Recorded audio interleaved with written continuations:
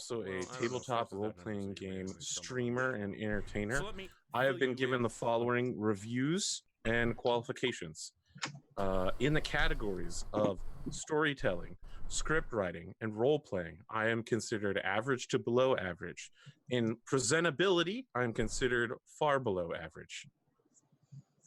Nothing. I literally wrote right here, pause for laugh.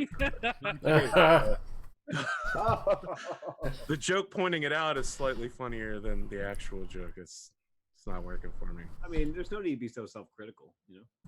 Well, my two talents listed here apparently are I am a throughput for money for artists, which is a very important talent, and also I have a non-irritating voice.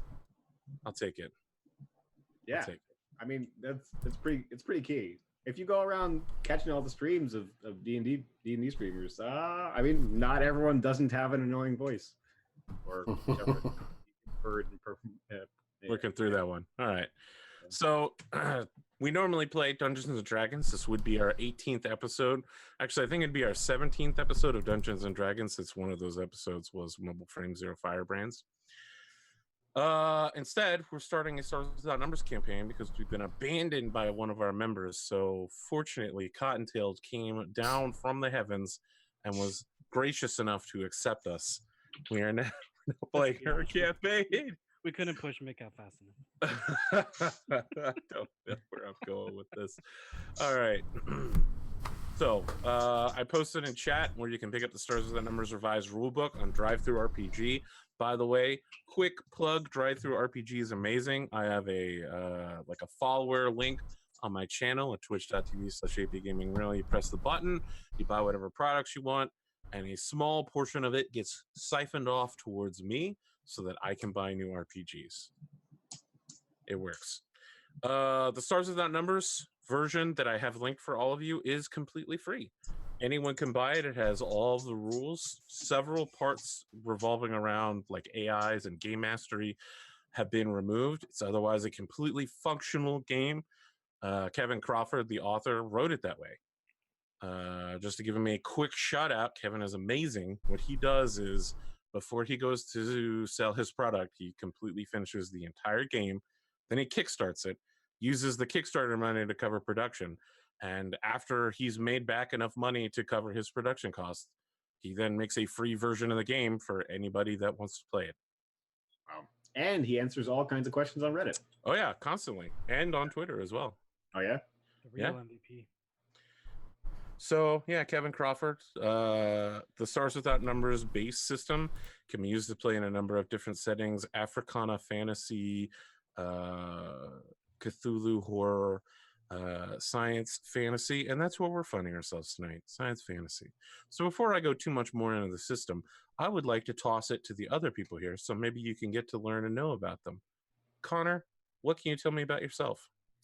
Well, I'm a comic book artist and Twitch streamer. You can find me at twitch.tv/Connor Hughes, and I'm frequently curmudgeonly working through my books. Currently working on something new that I can't say what it is, but very excited to be working on it. And otherwise, but the other comic that we normally feature in the channel is a comic called White Ash that we kickstarted, where you just did the first volume, which is the first 4 issues collected. And that went really well, and we're very happy with that. Yeah, so check me out on there and other places, like my website, Twitter, Instagram, those kinds of places. But yeah, very excited to be here. Checking out some sci-fi. Been watching a little bit of Outlaw Star and Dune, and I plan on watching at some point Starship Troopers again, just to sort of get into the vibe.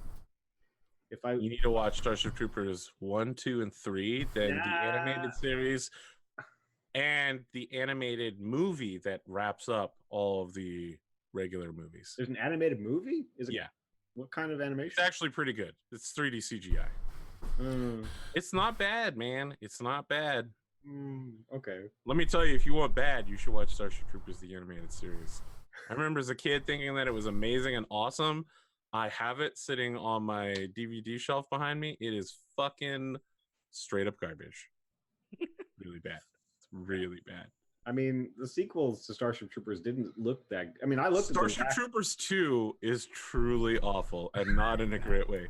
Starship Troopers 3 is if Starship Troopers had a sequel that was as hammy as it was, full of camp. Huh. Well, the camp at least was a selling point. You saw that music video? Duty, courage, honor. So At least it's cohesive, right? That was bad. oh, it's amazing. It's Amazingly amazing. bad. Amazingly bad. I'm basing the Confederacy off of that whole music video. Are they going to be religious zealots too? Be cool, Confederate. Obedience is awesome. Just major tool bags. Would you like to know more? Yep. Would you like to know more? Check mark. Yes. You know that's Timothy Oldmanson, the guy who plays Detective Lassiter on Monk, Oh, is yeah. the psychic in the psychic advertisement where he's like, "Do you think you're psychic? Maybe you are." I was actually just remembering him yesterday because of that. What was that old movie where he was a leprechaun and he got sent to the Lake What? Erie? You don't remember that? Oh, No.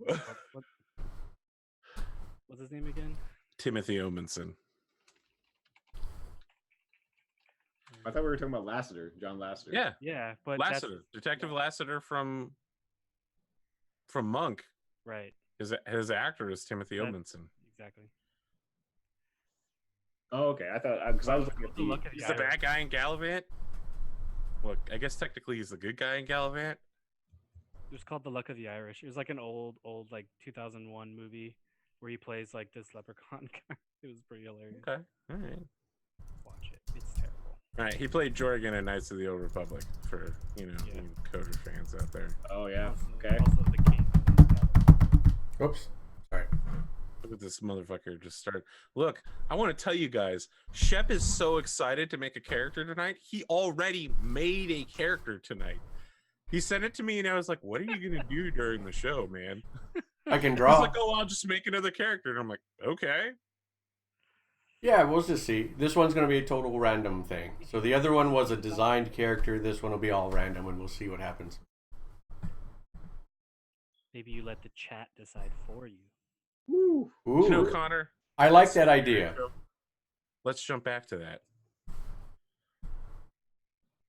Wait, sorry. What was that? It's your intro still. We just interrupted it. with I'll pass it on. I'll pass it on. What's going on, Shep? You're drawing tonight. I am going to be drawing tonight, so, Yeah. but not this mind flare. This is just eye candy for right now. Fucking beautiful mind player, man. Thank you. Sure. Hey, maybe I could be a mind flayer in this game. No. No aliens? No? No. Okay. All right, so I'm Rob Oh, Shepard. there's got to be. Look, we can't Starship Troopers without aliens. I'm just not going to let you play one. That's fair. That's good. I like human characters anyway. Humanoids. I mean, humans are all right. They're mostly Humanoids, yeah. assholes. So I'm Rob Shepard. You can find me as Rob Shepard everywhere. So I draw D&D characters, monsters, missions, that kind of stuff. I do it on Twitch. A lot of you guys are seeing us on Twitch, but if you're on YouTube, go check out my channel on Twitch. Come say hello. Bearded, over to you. What's up, guys? My name is Ricardo Lima, also known as Bearded Jalapeno on Twitch, Instagram, Twitter, and that's it. Freelance artist, currently full up on commissions thanks to some amazing people. And yeah, that's what I'll be doing for the next 2 months.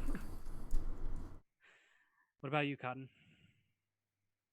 I am Cotton. I doodle and stuff on occasion. I have a Twitter. If you want to follow me on there, it's Cotton_tailed, I think. And that's it.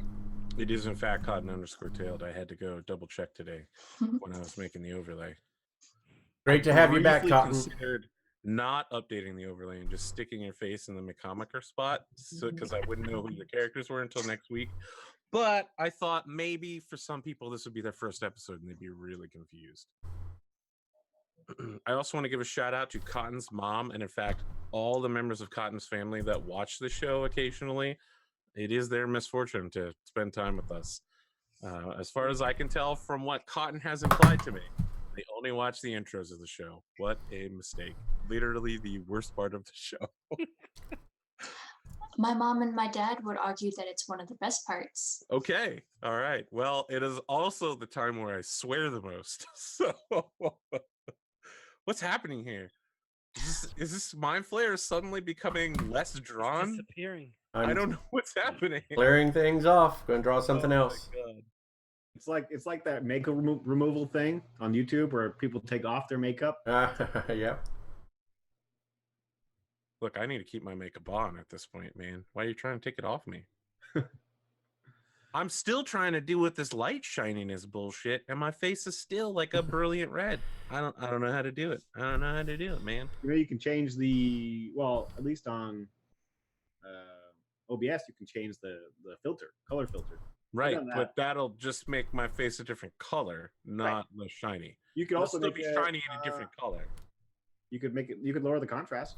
That You would know help. what? You could lower the contrast. You know What what would you work could also better do is on if these OBS? lights would stop being 1,000,000 degrees because I'm feeling hot blooded. You could Why always don't use you the lower screen. the change the lights? Because they're really, really good lights. Okay. Hmm. I invested a large amount of Patreon dollars into getting this lighting system. It's actually 2 different lighting systems working in coordination. Are you using a diffuser or is it hot lighting? They came with boxes Yeah. to Okay. help diffuse it. Yep.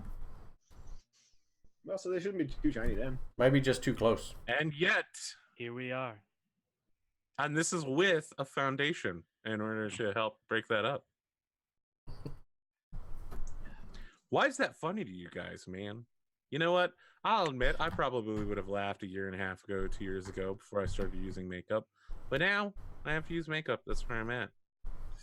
I'm Hey. sure people would wish I used makeup on my stream, but We do. I have not done I can that. barely see anything. You put this giant ass SIF thing in front of you that's shifting colors. A quarter of your face is obscured by it.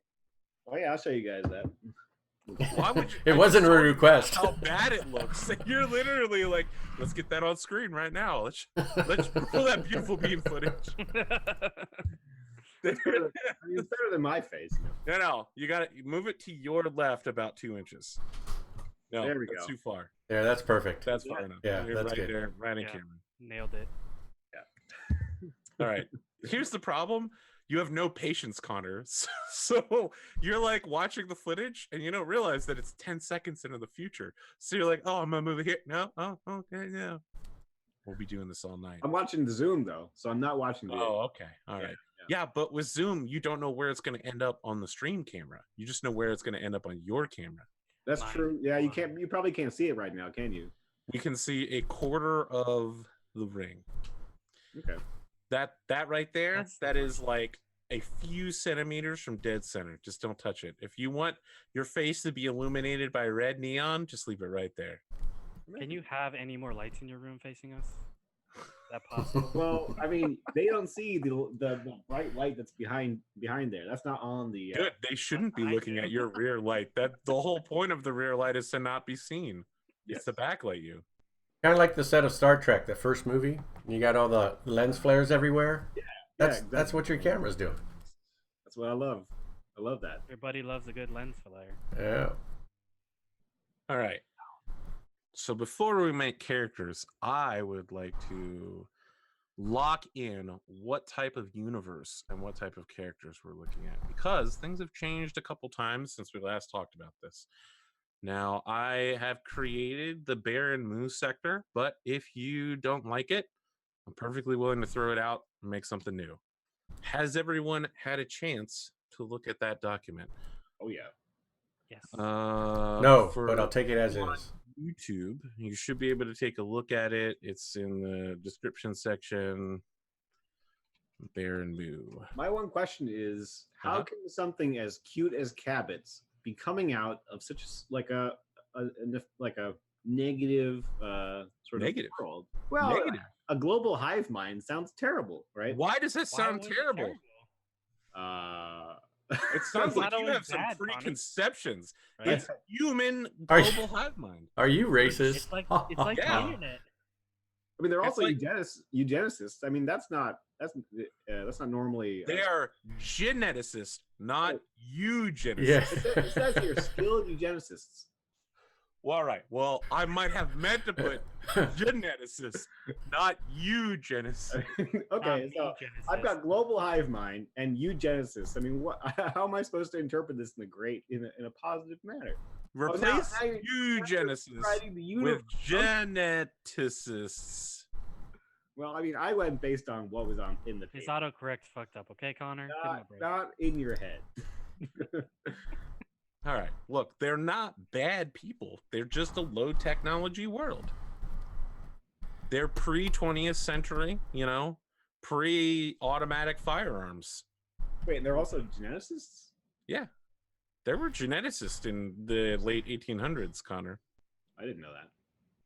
They weren't all wooden. There were geneticists for hundreds of years, man. Okay. There were You're talking people about breeding Oh, dogs? Connor, I'm about to rock your world, brother. There were people that were like, by bringing the Africans over, only natural selection will allow the best of them to continue to work on the plantations. Well, Thus, that's the strongest will prevail. Yeah, Connor, there It's a was some different really idea. messed up eugenics stuff going on. People justified everything post-Darwin. So you're really convincing me that this place is a great place? It is a great place, Connor. They make cabbits. They're wonderful cat, dog, rabbit hybrids that can be genetically altered to fit their loyal companions. They love humans. You can mate them with other cabbits, and they become a combination of their parents' fur color and pattern. But they're also... You can get DLC food pellets to make them grow faster or slower or change their colorations. I was sold at Cabot's. I want to. Yeah, I know. Exactly. Cotton knows what's down. Cabots. You believe the people who could create a species as great as cabots would be capable of being evil? You're wrong, Connor. They're a global hive mind, but they're not bad. They're just different, and I'm tired of your racism. Planet Alzu did nothing wrong. I don't know what to say. I mean, Planet Alzu produced the finest chancellor that has ever been known to space and helped forge a foundation of universal harmony. Okay? He's also a ruthless Darwinist. Okay. Well, you know what? Let me tell you something about Charles Darwin. You ready for this? Charles Darwin ate every species he ever encountered. Okay. You're laughing, but that motherfucker wanted to know what that animal tasted like. It's important to know. He found it, he For observed it, he dissected it after drawing it, and then he fucking ate it. So you're saying that he was a cannibalist? He would have to eat humans to be a cannibal, Right. Connor. Yeah. Yeah. And humans are a species. And you were saying he ate every human. He didn't find new humans in the Galapagos Islands. He found birds, Komodo dragons and shit. I mean, he did find humans in his life. So, but okay. Fine. Hey, there's The one Voyage of thing. the Beagle, they didn't find new groups of humans and then eat them, Connor Hughes. They found new birds and lizards and ate that much shit, okay? I mean, those turtles were delicious. Let's be real here. Have you ever ate a turtle? How would you know? No, but I mean, all Tastes like the chicken. sailors ate all the turtles. That's why they all got wiped out immediately, right? Because they were giant, slow, and delicious. Wish lobsters would get I wiped. like when Connor talks and then AP gets all like, "Let me tell you something, Connor." He's all like, "No, I'm right." Listen, Connor. That's You my get- go-to. When you get people that That's like my debating, second favorite part of the show. when people like to debate, it can be a fun time. So Hey, I want to know what knife balls are. All right. So I ran another Stars Without Numbers revised campaign called Sons of Gold, which is based off of the Sons of Gold supplement book for original Stars Without Numbers. It's a merchant campaign. Knife balls are a small rubber ball, and when they impact against a hard surface, a knife comes out randomly in one of the 360 by 360 degree locations. Randomly. This could mean if you catch a knife ball, that a knife will go through your hand. They were considered, like racquetball, like a cool, dangerous way to spice up the sport. They were banned and made completely illegal, and in the first episode, the players decided that they were going to smuggle knife balls. Thus, somehow, despite my every effort to get rid of them, a single knife ball managed to cross the void of space with them and go to an entirely different section of the galaxy. Oh my The knife ball became the mascot of the show. Someone made a GIF that will randomly display which direction the knife comes out of the ball. Nice. Fucking wild, man. People really love these knife balls. They're so dumb. Are they like baseball size? It's smaller than a yeah, baseball. It's yeah, racquetball. yeah. It's a knife ball, you know. It's got Smaller to be than able a to fit your hand. baseball, but bigger than a ping pong. Yeah, Gotcha. that sounds exact. Knife balls. Everybody loves them. I don't get it. Knife balls are the Cabots of This campaign. of this campaign. All right. So yeah, let's talk about this show. Right? Oh, you're trying a knife ball. I'm trying a knife ball. Oh. I did. It's first impression. Yeah. That's just When you think about what you guys want to play through this campaign, let's talk about genre. Let's talk about what you want to do. Let's talk about what types of fiction you relate this campaign to. You know, what do you want to do? How do you want to do it? Who wrote the soundtrack and what does it sound like? Because there's some great sci-fi that has some great soundtracks, and then there's some medium sci-fi that has no good soundtrack, like Blade Runner.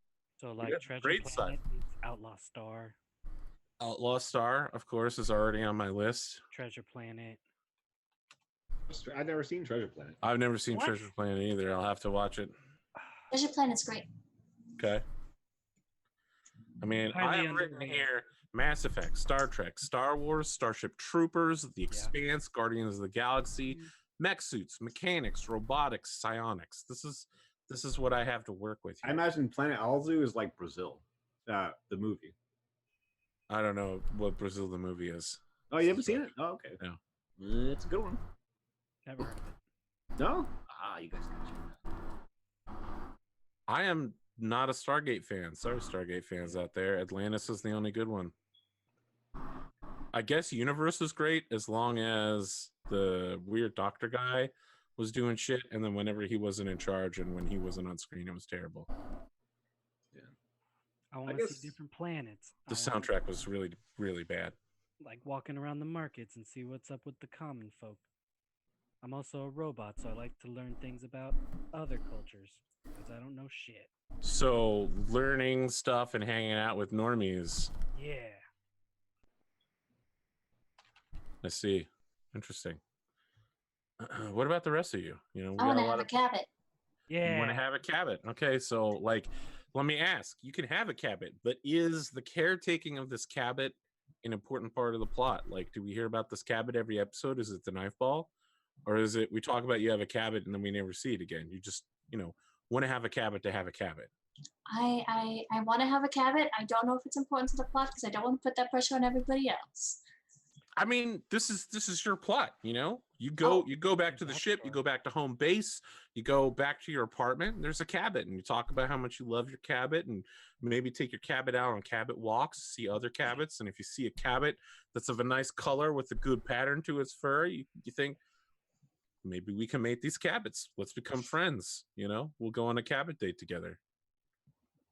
Suddenly, your character's in a long-term relationship with somebody, sitting down to have coffee twice a month. Yeah, well, that sounds pretty fun. All right, so Cabots will be a major plot point. Yes. Cabots. I'm gonna want to know what your cabot looks like, and what color it is, and the fur coloration it's got going on. Right now, No, but Okay. eventually. Yes, right now you must tell me everything about the cabot. She probably could. Let's be honest. I could just wing it. Yeah. I think we've all gravitated towards the cabins. They need to be a thing. Wow. Okay. Literally one line about cabots, and now they're I've been talking about it since day one. knife balls, man. This is how knife balls get started. That's all I'm I saying. was gonna surrender my character to the hive mind just so I could have a cabin. You know what? They're a commercial item. People just buy cabots. I just wanted to make sure. I mean, I would have done the You are- sacrifice if I had to have a cabin. Sacrifice to the hive mind. They're a hive mind. They don't. Just one person with the cabot makes the whole hive mind happy, because whenever they want to, they can just drop in and be like, "How's that cabot doing? Oh, that's a good That's fair. cabot." Right there." They make cabots to sell to other planets to make them happy. So I see I wasn't the only one that had a nefarious interpretation of He's this. just showing you her dedication to the cabot. Yeah, the that's what I was Cabot doing. ways. As you know, before the end of the show, we'll find out that Cabots can turn into starships. Yes. Tenchi Muyo. Yep, Tetsuya. Put that on the list. No, not even Is close. Tenchi Muyo the big fluffy jewel cat? Yeah, that Bunny? turns into a starship. It's also the one where every member of his harem is related to him by blood. That's weird. That's- I remember Yeah, watching it when I was a yes, kid, it is really weird. but I had no idea. I couldn't remember what it's called. It's not just weird. He goes back in time and dates his mom in one of the movies. So Yeah. All right. Tenshi Muyo That's- is not an influence on I what I meant have. more like the good parts about that show. There were good parts of Tenchi Cabot. Cabot. Muyo. Cabot. But I just Animals created turning into Cabots. starships. All right. Connor, what do you got for me? I mean, you talk about Starship Troopers and you're like, I want to be in the trenches. What does that mean? I you mean, want this to I be- mentioned it, but I think Do you want this to be a military campaign? Are you guys like mercenaries? What are you people even doing here beyond raising cabots and eating food? We can have, don't get me wrong, we can have a whole campaign that's just 4 jackasses wandering around looking for jobs, going to food stands, just being like, good commissar, I wish to try your takinoko. Look at this taiyaki fish. These So different basically our cultures. D&D We could campaign. do that. We could do that. We could do a cabot raising. We got 3 months though. 3 months. You might want to consider wisely what you want to spend your time. Gotta in. get that shiny cabot at the end. Oh yeah, of course the gold The cabot, gold, yeah, the gold cabot. Oh yeah, we could. shiny Magikarp. Or I was thinking the golden golden chocobo. Spend like 70 hours on that. Oh my god, I was just thinking Read about that. Chocobo racing from Final Fantasy VII this morning. Wow, yeah. Yeah. That was a good part And of the that game. snowboarding mini game and the submarine mini game, I was like, man, I spent way too long getting gold Chocobo just so I could fly over and get Knights of the Round. But did you? That was like my Yeah, summer. twice. I did it on the PlayStation and on PC. Wow. Yeah. Yeah. Sounds like dedication. And let me tell you something. I have a 7th tier Chocobo on Final Fantasy 14 because it also has Chocobo racing and raising. That means nothing to me. But It's It pretty is awesome, the system from Final Fantasy 7, but better. but better, yeah. Much You can better. change the color of your chocobo, and you can Yeah, change the my color. my Chocobo is like a kind of orange blue right now, Nice. but it was like yellow, then it went like black and a whole bunch of different colors. Every time I made it with somebody else's Chocobo, it changed colors, and I was, I didn't really care about the color. I just cared about the fact that it was becoming swole. My Chocobo is a huge chalky dude that moves at maximum speed. Nice. that was good. He does not turn well though. His turning radius is I would super imagine not not. great. It's Neither- fine. I just have to like set myself up for moves ahead of time. But yeah, Race his car. race cars turn better than this thing, man. Really? Oh yeah. It is a slow turning bird. NASCAR turns better than this bird. I mean, NASCAR cars can turn, man. Yeah, they can turn. they can I make was a thinking good like drag racing. What's the kind of racing where they just go a straight line? Yeah, that's drag racing. Yeah. Okay. Also, there's a poll going on right now for which one's better, knife balls or cabots. I'm voting for Cabots, so We have no Yeah, time for the balls. captains. I mean, we got to develop the idea. The idea is already there. It's in the high. I ground. already developed the idea, Connor. I wrote about it. I wrote about the DLC system so that you can spend more money for Planet Alzul. You got to get that proprietary money, man. the pay-to-play system, Connor. Yeah, Connor, don't it's you this want your universal- cabot to succeed in life? It's this universe's Pusheen. Buy it a sweater. So tell me about I want to be in the trenches, Connor. Because if you, I mean, I didn't go that far really. I mean, Okay, I was sort of talking about Mass Effect. Well- which Mass Effect? Because Mass Effect 3 literally has you crawling over trenches for half the game. I mean, Mass Effect 1 has you going and hanging out on cool planets and picking up alien chicks. yeah, I'd say Mass Effect 1. I think he meant like the trenches, as in like the gutter outside of a bar. Yeah. It's gonna be that last episode of Battlestar Galactica where Adama pukes on himself outside a bar and he's like, "This is the lowest point of my life." Yep, that's where Connor starts. But he My already did that. character That's is nothing Cazador. like Cazador. Everybody immediately gravitated to Cazador. That's the best Yeah. part. But He's no, so locked he's in. gonna be young and energetic and hopeful. He's gonna be nothing like Cazador. Cazador is the opposite. So yeah, I mean, Firefly would be a great place to Ooh, go with. Firefly. Yeah. I think Outlaw Star is a great jumping point too. I like, I I've like actually heard of Firefly, so that one. Okay, yeah. Gene Starwind is a lot like Mal. Wait, know? did you just say you've never seen Firefly? No, I said I've actually heard of that one. All this other stuff you guys talk about, it's all foreign stuff. So Yeah. I realized I watch zero sci-fi. That's fine. Let me tell you Yeah. something. When you bring up Firefly, I really have to question how much you recognize that show is, because the main characters of that show are the bad guys. Everyone's like, oh yeah, they're cool rebellious heroes, and I'm like, no, they're murderous criminals that start a war in the movie. I don't remember the movie well enough to like conflict. But at the end of the movie, they send out the broadcast to kick off a civil war. I mean, It's a do TV they? show. Maybe it was gonna happen. It's gonna happen. They're letting the people know what's up. Yeah, they got to know about the secret. The whole point is that the main Like we were talking about earlier, chaos into law. Law is right. Don't spit Sifu and Buddhist learnings back at me. Mm-mm.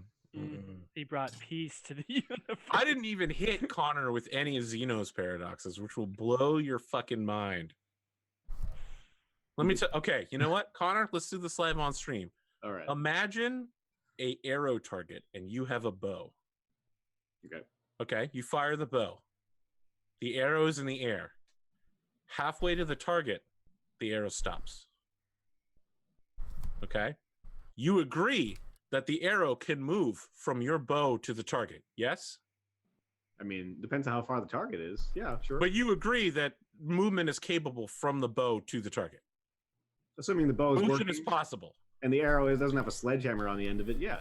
Correct. All right. Let me ask you something. There's a halfway point between those two, correct? Between the bow and the target, yes. Yes. Okay. So now that it's moved halfway, there's a new halfway point between its new location Right. and the target, correct? Yeah. And from the new location, there's a halfway point between that and the target, correct? Yeah.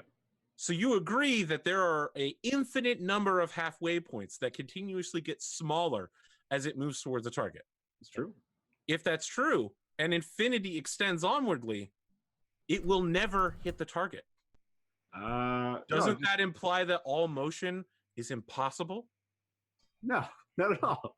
Doesn't it though? Think about it for a moment. No. Just because you're measuring smaller and smaller distances, eventually But if there's an infinite number of distances to cover that have an infinite number of halves, there's not an infinite never number of reach distances. infinity, Connor. Takes a That's the really whole long point of time. infinity. There's not an infinite number of distances though. There's just Aren't there? Because you can get infinitely smaller. you can't get infinitely smaller because the arrow has Really? to hit Why the not? target. Because the arrow hits the target, and then at that point, it's zero. Does it though? Does it? See, the problem is you're not applying this philosophically. You're saying the arrow will hit the target. You are basing your action on the assumption the arrow will hit the target, but we know mathematically it never will hit the target. You're also making an assumption that the arrow won't hit the target. The arrow can't hit the target. Why not? In Zeno's paradox, it's assumed that motion is impossible and that time has no relevance. Well, I mean, I guess suppose we have all of The reality. mathematical answer to your question is called calculus. Sir Isaac Newton helped invent it.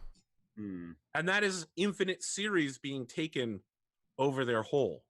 However, that doesn't discount, Connor, the fact that even if we can reach a conclusion mathematically, visually, you can see that an infinite number beginning infinitely small will never happen. Unless you actually hit the target, at which point zero. But it won't hit the target because an infinite number of these sequences must occur. Zonalar has a point in that distance doesn't matter as long as you focus on your goal, which is Exactly. Connor. What is your character? Exactly. Wait. I need to ask Shep. you know, you say you don't watch a lot of sci-fi, and that's perfectly fine. Uh-huh. What do you want your character to do then? Are you a hard-bitten detective? Or I mean, you show me some sort of like half psionic cyber monk that's a pacifist. I don't know what they do. What do you want to do? I want to be well. I like anything where there's plenty of encounters and alien, or not so much alien, but mysteries to, solve You out. want mystery solving. Interesting. Yeah. Yeah. Conspiracy uncovering. What do you say, Shep, to that? So I mean, how big are these mysteries and conspiracies you're uncovering? Are we talking you're looking for somebody's cabot that's been stolen? Are you guys like private detectives? Or are you like, we need to find the origin of the scream that wiped out all psychics and set human evolution back 700 years? See, now that sounds interesting. So you're Yeah, you're the big thinking- picture. You're thinking that you Backwards, were yeah. like some sort of detective scientist that is looking to why? Let me ask you a question. Why do you care? Why do you pursue these things? I think when you can learn the secrets of things, you can kind of learn how to go forward with them. Because if the scream, from what I remember of what you were telling me about the scream, why wouldn't they be afraid that the scream could happen again? They are afraid the scream could happen again. That's why psychics are treated like shit. So by learning the origin of the scream, perhaps they can figure a way to prevent it, or to save the universe. Oh, okay. So you're thinking if we can understand what has happened, we can control it and prevent it from happening again, and thus build ourselves past the point that we once were. Perhaps. Yep. Okay. All right. So your character's an idealist. I will take that. All right. I don't know what the rest of the characters are like. We'll find that out in a couple of minutes, but maybe they aren't as ideal as you. It sounds like Cotton's character is pretty attached to her Cabot. Maybe she's an idealist. I don't know though, because Cotton is normally pretty idealistic and upbeat, but then she was like, I would like to play a edgy edgelord drama murderer on the Battletech show. And then she's just like, oh, life is pain. I paint everything. I paint my mech. I paint the base. I paint my face. I got a 30 on my roll, and we only rolled 2d6s, so the fact I got a 30 was amazing. Yeah, that happened. That sounds like the way to go. So in Battletech, if you roll 2d6 and you get 12, you keep rolling sixes until you stop getting sixes. What? So Cotton rolled like 3 more sixes. Wow. It was fucking wild. That's That's what's called a shadow run. When you roll 5 sixes in a row, it's an automatic success in shadow run. Well, yeah, that makes sense. No matter what you were doing, like even if you were just trying to Yeah, be absolutely crazy. yeah. I used my incredible roll to paint a temporary base that we were going to leave like in 2 more episodes. Yeah, it's probably going to be turned into like a cultural heritage site. It's a secret base that everyone knows about, so its worth is now 0. It has no valuation. It's like Burning Man. What? No, it's nothing like Burning Man. Burning Man, is it a secret base? All right. Let's talk about characters, okay? Let's talk about the framework of our characters. Overall, top level, this might not be what we end up with, all right? Because when we get down to roll stuff, it'll be random. But basic idea. This doesn't have to involve a character class, doesn't have to involve background or skills. What are you thinking? Connor, I'm going to toss it to you because you look like you're busy. I'm thinking my character is going to be a psychic, and they're going to be young. And I mean, I know you didn't say character class, but I'm just using that as a baseline. No, I didn't say you couldn't do character class. I'm just saying it doesn't need to involve it. You just tell me how you feel. Yeah, I mean, if we're going to roll with this idea of escaping with the AI, I think that could be a fun way to go. Figure that out. We'll Yeah, figure out how illegal this AI is. But I think, I think sounds this fun. character is a little bit more chaotic, trying to find their path, but not too sure about where they're going. that kind I of don't thing. think it's weird that you're looking for your path and you join an organization set on finding the greater mysteries of the universe. I mean, I think that's a fortunate coincidence. Interesting. So I would love if Connor's character was somehow like a gutter philosopher. Connor just looks up Buddhist quotes every week and then drops one and just tries to act like really knowledgeable. You know, like I was doing earlier. Yeah. I mean, I think Connor's character's like, hey guys, you hear about Zeno's paradox?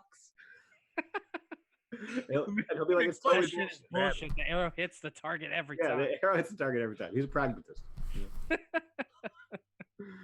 I mean, I think he's a bit young, but he might look it up on the Interstellar Wikinet. And So I want to point this out. In Stars Without Numbers, all of the planets are like Age of Sail. It takes at a minimum 7 days to travel. Well, there are ways to get around it, but most travel takes 7 days to move one hex. And there's no interstellar communication. Everything has to be uploaded to an outgoing ship and then offloaded when it arrives. Right. Yeah. I like So the internets are all planetary wide. Right. It also makes banking a nightmare. just need that Bitcoin, man. That is no. That's not how Bitcoin works. It's not, but they're coming out with that. They're coming out with a microtransaction mechanism or something. That will not solve the problem of spending money in one location, then flying to another location and spending the same pile of money. Well, the planets also have there's a galaxy-wide internet, right? No. No. There's the no planet- communication between planets. There's just communication between planets, but there's nothing no unifying force that communicates galaxies between galaxies. Nope. Okay. So Nothing between planets, nothing between sectors, nothing between galaxies. Nothing to hear you scream. Yeah. okay. Ship captains, therefore, are extremely important because they bring the news. Yeah. They're also dangerous because if a new ship captain shows up in a new ship, you don't know their reputation. Who is this person? Could they fly out to an asteroid belt, kick a rock, and send it flying towards the planet?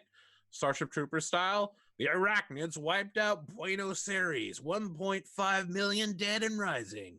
That could happen to you if there's a bad ship captain out there, like an evil villainous captain, right? So everything is suspicious. You got to know what you got to know. Information gathering is very important. Yeah. It's kind of like Age of Discovery / Wild West. Wild West is a very good. I mean, Wild West and Samurai heavily influenced the aesthetic of Star Wars. Right. Yeah. I was just watching High and Low, which is another movie by Kurosawa. But yeah. Okay. You want me to go on with my character there, or are we gonna? Well, I mean, do you have anything else you want to top level throw at me about him? You know, I think this character is gonna be a bit more of a blank slate than Kazdor. Kazdor has got all kinds of baggage. Yeah, Cazador has a ton of baggage. Kazdor has more baggage than I see in most characters. Going on vacation. I'm gonna for play a character here that's gonna have a little less baggage. And Well, they're young and they're searching for their path. They Right. haven't made Cazador's mistakes yet, like yeah. unleashing a Drow rebellion against the surface. And What? I didn't know that's What's what that? doing. what do you think Clan Shadowspinner's doing, man? They're wiping everybody out on their way up to the surface. I mean, Kaz didn't. You want to talk about eugenesis? Let me tell you about the Drow and their fangs. Yeah, and their fangs. Right. How do you think they got those fangs? It wasn't natural. No. Called shipping. Shipping.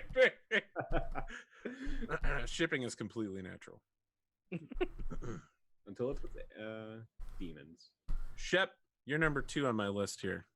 What do you got for me? What kind of? Oh, you're going for a random character that Chad is going to help you decide, right? And then you're going to pick between your psychic, pacifist, monk, cyber operative, and this new character. Yeah. We'll see what happens randomly or through chat. That's cool. I'm not trying to box you into that. I'm just repeating what you've said to me. If Uh, that's not, Absolutely. No, I'm totally game with that. I think it's cool. Chat type 1 if you want him to play a Cabot. no. No. he's not playing. Yeah. If you type 1, you're going to get banned. Connor Hughes, I'm sorry. Been removed from this channel forever. Lost Jeopardy. It was a good run, Connor. Con- This is how it was going to end. let me ask you about your character, Cotton. What are we thinking? High level. Uh, I have I- mechanic. That's all I have from you. yeah, I want to make a kid mechanic with Okay. pink hair. Mechanic. And Okay. then when you were We already talking got about the ship captains just landing on planets, we don't know anything about them and stuff like that. I thought it would have been fun for the first crew that she joined was actually a group of mercenaries. But she has no idea they're mercenaries. She thinks they're nice people. She's since left that group, though.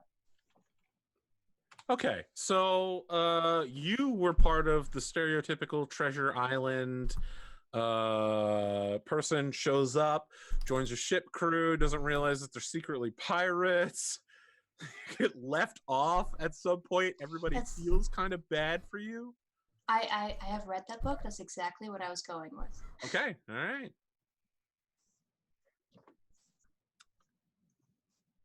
She's the Jim Starwind.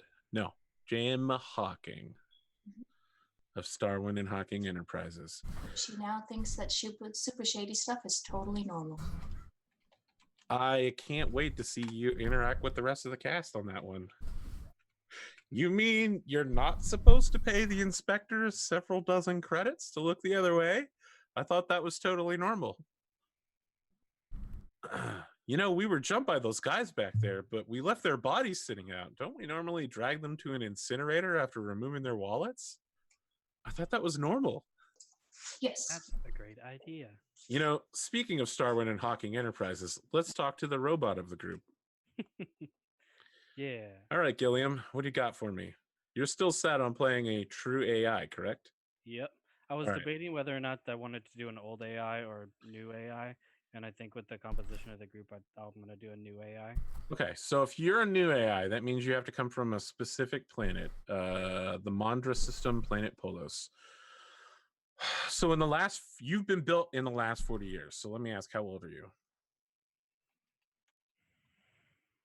10, 15 years? Okay. What is the primary directive that you believe that you have as an AI? That one overarching thing that your whole personality is based around? To find uncharted planets within the universe. Find uncharted planets. So For, your whole personality is based around that. fossil fuels. Yeah.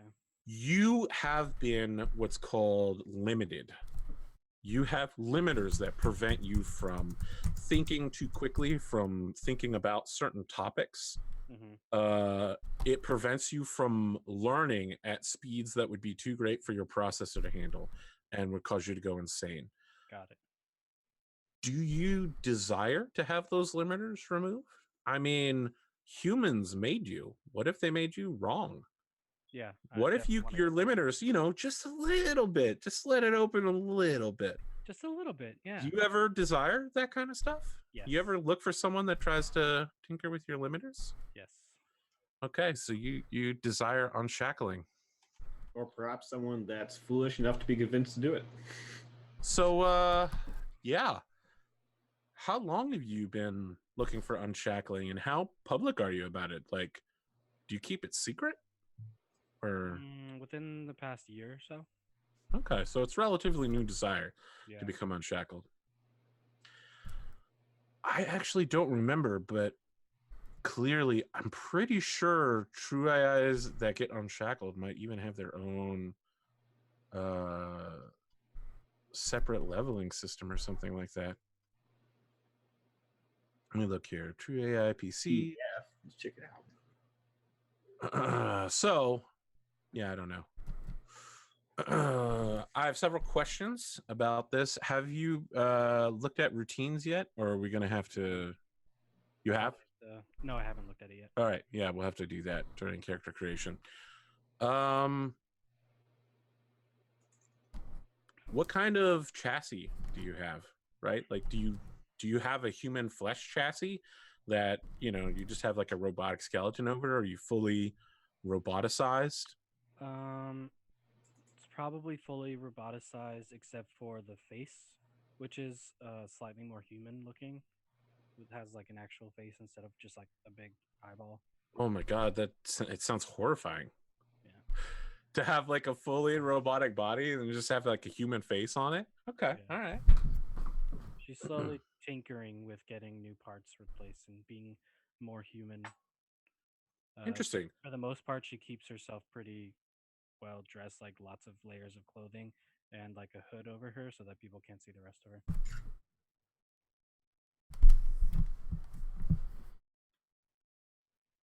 All right. Probably have some other philosophical questions, but the last most important one I think is, are you a member of the Imago Dei? So in Stars Without Numbers, AIs created a religion based on the fact that if God's created humans, humans worship God. Humans created these AIs, so they view humans as being gods to them and worship humanity. And by default, that means they also worship the human god and seek better understanding. They formed a kind of neo-Buddhist Catholic mix-up that was approved by the Terran Mandate, the super government that used to run all of humanity. And they became these like paladin warrior badass priests that would show up to places and be like, well, what's up? We've got these giant armored gunships. The gunship is an AI. We're AIs. We're here to like get you off of your roof and out of this flooding. We're here to stop the rebellion and bring peace and order to the galaxy. We're here to like throw ourselves into a fight to protect all humans. We're here to wipe out aliens because they're not humans. I don't think that she's been in the world long enough to fully investigate or learn about that, so probably not very. Okay, you're not a deist then. Okay. Yeah. All right. Okay. Let's start making characters then. I'm going to say pages. Folks at home, they might not match up with your pages because I have the deluxe edition of the revised, and it's not the free edition, and it's the Kickstarter version, so it might not perfectly match up. But let's turn to page 4, which is like page 8 in the book, and start with rolling up our 6 attributes. Everybody's going to roll 3d6 6 times, and you get to assign those scores as you wish. Your characters. Baby. Ooh, yeah, it's about to get real. Who's going to be quickest on the draw with 6 3d6s? I heard a double beep. Bearded Jalapeno rolls an 11 for the first one. You can just hit up enter, and it'll keep re-rolling. How many times do I need to do that? 6. So you got 4 more. 3, 4, 5, 6. That is a pretty good set of rules. 11, 9, 15, 14, 15, 7. Wow. Some of those are junk ass, though. Complete garbage. It's called character building, okay? Not So as bad.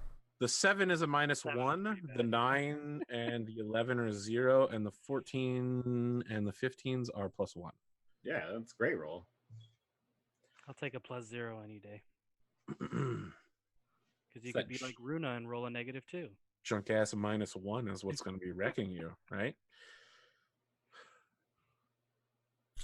And this Where are my boys at? Where's everybody at? Here we go. We got some rolls. Cotton's first roll is a 4. That's very low. That's very low and very bad.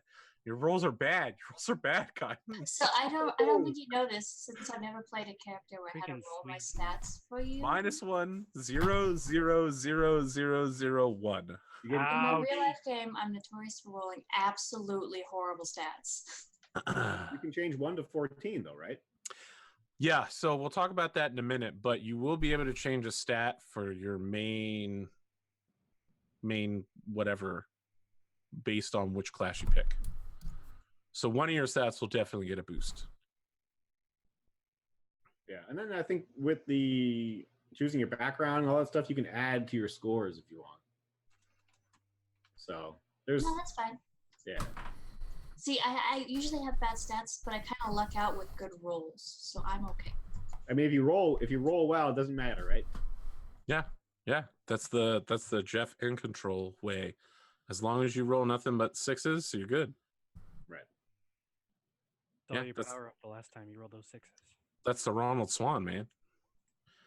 We got Connor with a 0, 0, 0, 0, 0. You need one more. 0. Wow. Straight zeros all down the board. 8, 9, 9, 12, 12, 9. Connor's just an average man with an average life. He works My from other 9 to character I 5. rolled was way better. Japanese salesman.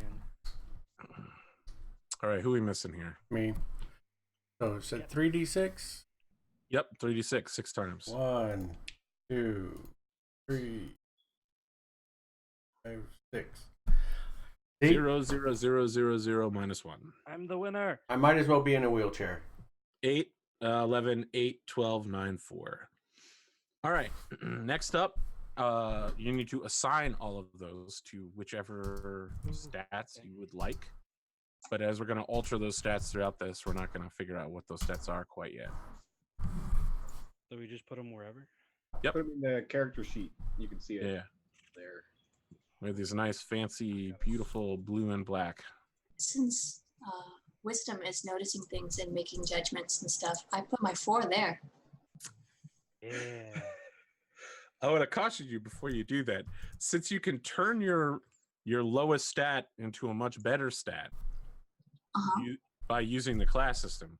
So when you pick a class, you get an automatic 14 in one of the 2 stats attached to it. Okay, then I'll put my 8 there. Yeah. Wiping the 4s is a pretty good idea.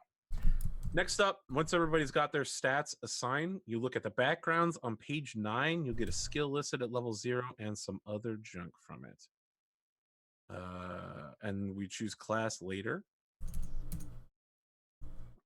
So anybody got a particular background that they're looking at? I'm seeing. I was looking at criminal. Really? Yeah. You feel like that matches your character? Well, in the sense that the gutter rat. Murderer, forger, spy? No, Some form of malefactor, rogue? No, just a sort of a thief, a rogue. I mean, if indeed we're going with this escaping with AI background story, then it would make sense that he sort of smuggles. Are we going with that story? I didn't hear any of that during your high level briefing.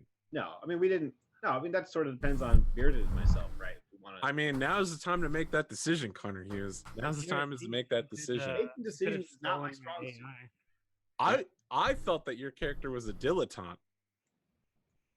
Your hero has never had a profession, strictly speaking, but they've spent their formative years in travel, socializing, and a series of engaging hobbies. My character? Yeah, I'm just saying it sounds a little bit like your character, right? Like, what does your character believe in, Connor? I don't know, looking at this character sheet. It says right here that your character's never done anything. They're just looking for their path in life. Yes. But I'm not trying to paint you into a box, Connor. If you think that you're a criminal, then put criminal as your background. But I gotta tell you, it will come back to bite you. I mean, I you'll be a criminal. Everything's going to come back to bite me. Yeah, I mean, I think he sort of, he sort of had to play it fast and loose in this tough life. That kind of thing. So let me ask then: did you come from Planet Polos, and have you escaped the underwater base where everyone is trapped? You know, Bearded, you want to do that, or Yeah, I'm down for that. I was Okay. thinking like a modified worker, so I would be doing like charting and stuff like that, and you could have stumbled on my chip or something and stole it, and is that then how a drone that you found somewhere. it would work, or unless we're doing like a suitcase scenario, smuggling you out the suitcase? So you didn't? Did you convince me that you wanted to get going, or what? No, you probably thought you could sell me for a lot of coin. That's what you told me. I mean, that's what you. I think. mean, your character sounded like they were an idealist. Is the Yeah. money what? I Or don't was think it having I a wasn't- companion that was looking for greater truths in the universe, finding lost things? Right. Yeah. Was I don't that think attractive to you? I don't think my character wants to be a criminal. By the way, it's more like that's just what they're falling into. I mean, you stole an AI and then let's you go with left the the second planet where you're forbidden to leave. one. right? Yeah, let's go with the second one then. That I convinced you to take me aboard or take me wherever it is you were going. Because there are some people in this planet that interface with the outside world, right, to get news. No, they send AIs to do that. Well, okay. I thought that they sent people. No, it literally says there's been no contact with the humans there. They just send AIs to do everything. They create AI battle cruisers to patrol Once Breeder and keep the zombies in. They send out AI messenger ships to learn more stuff. They send out AI merchants in order to pick up stuff from the one space station planet and then bring it back. So maybe yeah, you're a rebel, man. You're escaping. Yeah, maybe we want to escape the Matrix here. Yay. Well, I mean, you're out. You're so far out of that Matrix, you're never going back. Yeah, we're never going back. You took. There are probably some AIs that are looking for the two of you. Right. Yeah. Oh man, you guys! I just realized you guys are like the happy-go-lucky version of those guys from the first Star Wars that were like, "We're wanted men. I've got the death sentence in 12 systems." In the very first episode, Connor's hand gets cut off. We'll have completed the circle of life. All right, so you're a criminal. I don't know if you get a background, Bearded. Let me double check on that. I know that true AIs have to take a bunch of stuff. Making a true AI PC. So true AIs don't roll like the rest of the players. Interesting. They only roll intelligence, wisdom, and charisma. If none of your scores are 14 or higher, you may replace one with 14 or higher. You already have one though, right? Yeah, I got two. I got two 15s and a 14. Yeah, let's run through this real quick. All right. So you don't have a strength score or anything like that. Blah, blah, blah, blah, blah. You start with Program 0 and Fix 0 as your automatic skill picks. You also get to pick 3 additional skills at level 0. If you pick the same skill twice, you get it at level 1. So what do I get for skills? It is all on page 285. So you're going to have to go through your character creation separately because you're different than the rest of us because you're an AI and you don't get a background. You don't have you don't have a body. Your class is true AI. You have a focus. Maybe it sounds like your quantum phylactery is with you. You are your own quantum phylactery because Connor stole you. Yeah. All right, so you walk through that, and I'll check in with you periodically to make sure that you haven't. 285. Let's cut back. Cotton, what are you thinking? Background, what do you got for me? Top of the head. Technician. Okay, makes perfect sense. So you did some mechanic work on that starship then. Mm-hmm. You keep everything running. Yeah. Yes, that's right, cat. Meow. What do you got for me, Shep?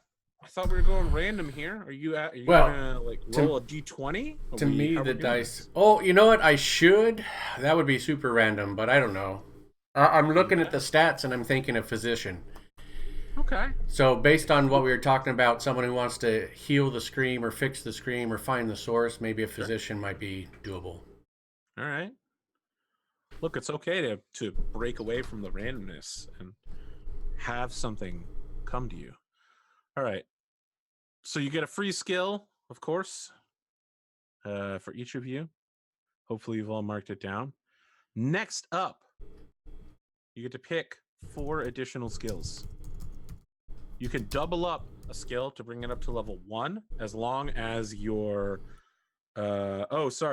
Decide whether you want to roll for skills or pick them. So you have to do that now. I'm going to roll. We're going to do the assignment of the stat thing. That's later. Class is after skills. Okay, yeah. Now if you roll, you get 4. If you pick, you get 3. I'm not sure. It's more like the rolling is pretty good. I only ever do the pick. I've never done the roll before. When your character is allowed to pick a roll skill, it becomes level 0. Blah blah blah blah blah blah blah blah. Because right now we're doing the stuff based on the backgrounds, right? And then we're rolling. Yes. Okay. So on your background, you must roll something. I'm just not sure what it is. We roll a few times, and then you can roll the 1d6, and then something. Right. It's not super clear to me. Yeah. Because again, I've only ever done the pre-picked. Building a background, no. Background, skills, and growth, no. Choosing a background. Let's cut to that. First, you get the free skill associated. Every member of that role gets that. You may either pick 2 skills, which you're not doing, Connor. You are making 3 random rolls. You get to divide them between growth and learning. So a D6 or a D8 for most of those. You can pick any number, 3D6s, 1D8 and 2D6, 3D8s, etc., etc. You get to pick how you're going to distribute that. You may not get, the same skill over and over again. Cotton, roll or take the skills that they give you. I don't know. Rolling sounds kind of fun. Very well. Shep? I'm going to roll. All right, everybody's rolling then. Tell us how you're going to divide it, and then, let's figure it out. Bring it to the Swedes again. I mean, I'm gonna see what I get and then go with depend on that whether I do growth or whether I do skill. I mean, you have to choose growth or learning first. You have 3 dice, and you get to distribute them to either the growth D6 or the learning D8. Well, you get to choose. I thought you get to choose one. You have 3 dice, and you get to pick which way you want to throw them. But so I'm gonna you have to decide whether you're rolling a D6 for growth or a D8 for learning first. Right. So the first one I'm going to do is skill. I'll do that. So you're rolling a D8 for skills? Are you rolling growth or learning? I don't know what you're rolling for. I'm confused. Growth. I closed the page. I got to get back to it. All right. It is page 11. Yep. All right. I'm doing growth. Okay. So you're rolling D6. This is not for skills. You Right. can get a skill only on a 6. Instead, you get a +2 to a mental stat. Okay. Do you have a high mental stat that you could push over the edge with that? Well, I mean, I distributed my skills based on the fact that I would change them later.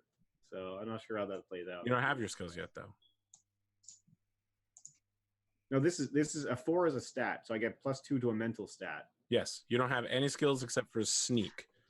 What I'm saying is there a mental stat that you could put that into that would push you I up? think he was saying he hasn't done his stats yet because he was waiting to see his class. You have to do the stats first. In fact, you should have the stats done before you do this. Yeah, I have the stats Okay. assigned, but then I was going to change it. Like when I rolled my character, I thought you could change the stat to whatever it is your intended was. Your intended like free stat initially. No. I went through like a video where it told you what to do or whatever. That's what We're walking through it right now. Don't worry, Connor. I'm not going to lead you wrong. So it looks like you have a 12 in strength and dexterity. Is this correct? Right. Oh, that's right, because this is not one of those. Yeah, you only have bum picks for this, unfortunately. Right. Put this +2 into. So I mean, you're going psychic. I'm guessing you were probably going to dump your 14 into charisma. right. I think it's wisdom. I think wisdom is the stat that you do. I think wisdom or charisma is your choice. Right. You get to pick from those 2, which means you could put your +2 into wisdom now, and then put the 14 into charisma, and then you could raise your wisdom up a little bit later or something. It's not, it's not the greatest right now. Yeah. Getting mental was not the best possible option for you. All right. Then I'll do wisdom, I guess. Okay. Yeah. All right. I mean, don't let me talk you into a corner here. I'm just throwing things out. Possible options. Then I will do growth. We got PDF again. Learning. Okay. Hit me with that D8. Yep. 4. So I got notice. You're good at looking at stuff around you. Makes sense. And then I will do another growth. +2 physical. Let's get physical. What are you going to put it into? Dexterity. All right. Cotton? I have a question before I do this. Uh-huh. If I took the expert class, what is my main? So you don't take a class yet. Class is I know, after. but I don't know what the stat it would use. I believe expert is dexterity and intelligence, but let me double check before I talk myself into a corner. That is a focus. Adventure is not that. Expert class is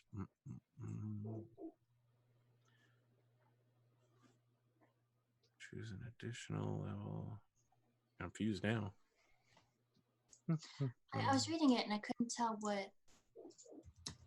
So, because I'm gonna put my 4 in one of the things that I need, but I wanted to make sure I put it in the right thing, and then don't get stuck with a 4. You get a free level and blah blah blah blah blah. Blah, blah, blah. To get started, roll d6 at your Constitution modifier. I don't know. Maybe you don't get that 14 anymore. That might have just been in the last. Warriors, psychics. Does psychic have it somewhere? Pick a class, get 2 bonuses. That might have just been in the old version. Let's look at the character creation thing. Choose blah blah blah blah blah. Choose your class. Okay, it looks like you can't dump stat your main stuff anymore. I guess that was just a thing that you could do in the last version of Stars Without Numbers. So some of you might want to alter your stats around. For instance, Connor, you might want to drop your wisdom back to 9, swap your dexterity or swap your strength with your charisma, and then bump your charisma up to a 14. Right? You follow me? No, sorry. All right. Reverse time for a moment. Yeah. With me. Your Okay, dexterity is back down to 12, and your wisdom is back down to 9. Yeah. You swap your strength and your charisma. So now you have an 8 strength and a 12 charisma. You put the +2 mental into charisma, which becomes a 14. And you put the +2 into dexterity back into dexterity, and you also have a 14 in dexterity. It does mean you have an 8 strength. Right. So you're not strong, you're just fast. And I could lower my intelligence. Can I change that roll now or no? What do you mean change that? You want to swap the intelligence with the strength? Yeah. Yeah, sure. Okay. All right. So my apologies for that. Cotton, you want to put the 4 in the shitty stat that you don't give a shit about. I'm putting in my wisdom just because of what I said earlier. All right.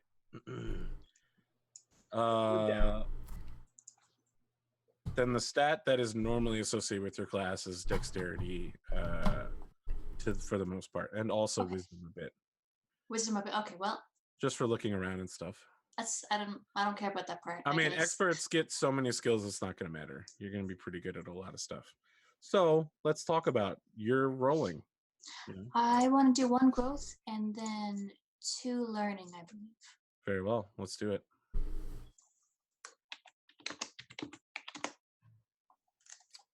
You got a +2 mental, or would you like to stick it? Probably I don't want to put in wisdom. Wisdom's fine. You sure? You could get that wisdom up to a 6. It would still be -1. So I don't think it's gonna do much. I don't know. Yeah, none of these mental stats are gonna bump you up anywhere, but you could get yourself on the verge. I was gonna do like a 12 in one of them, since the both of them are good, but I don't know if intelligence or charisma would be more beneficial for my character. What are more of the like fixed skills based off of? Great question.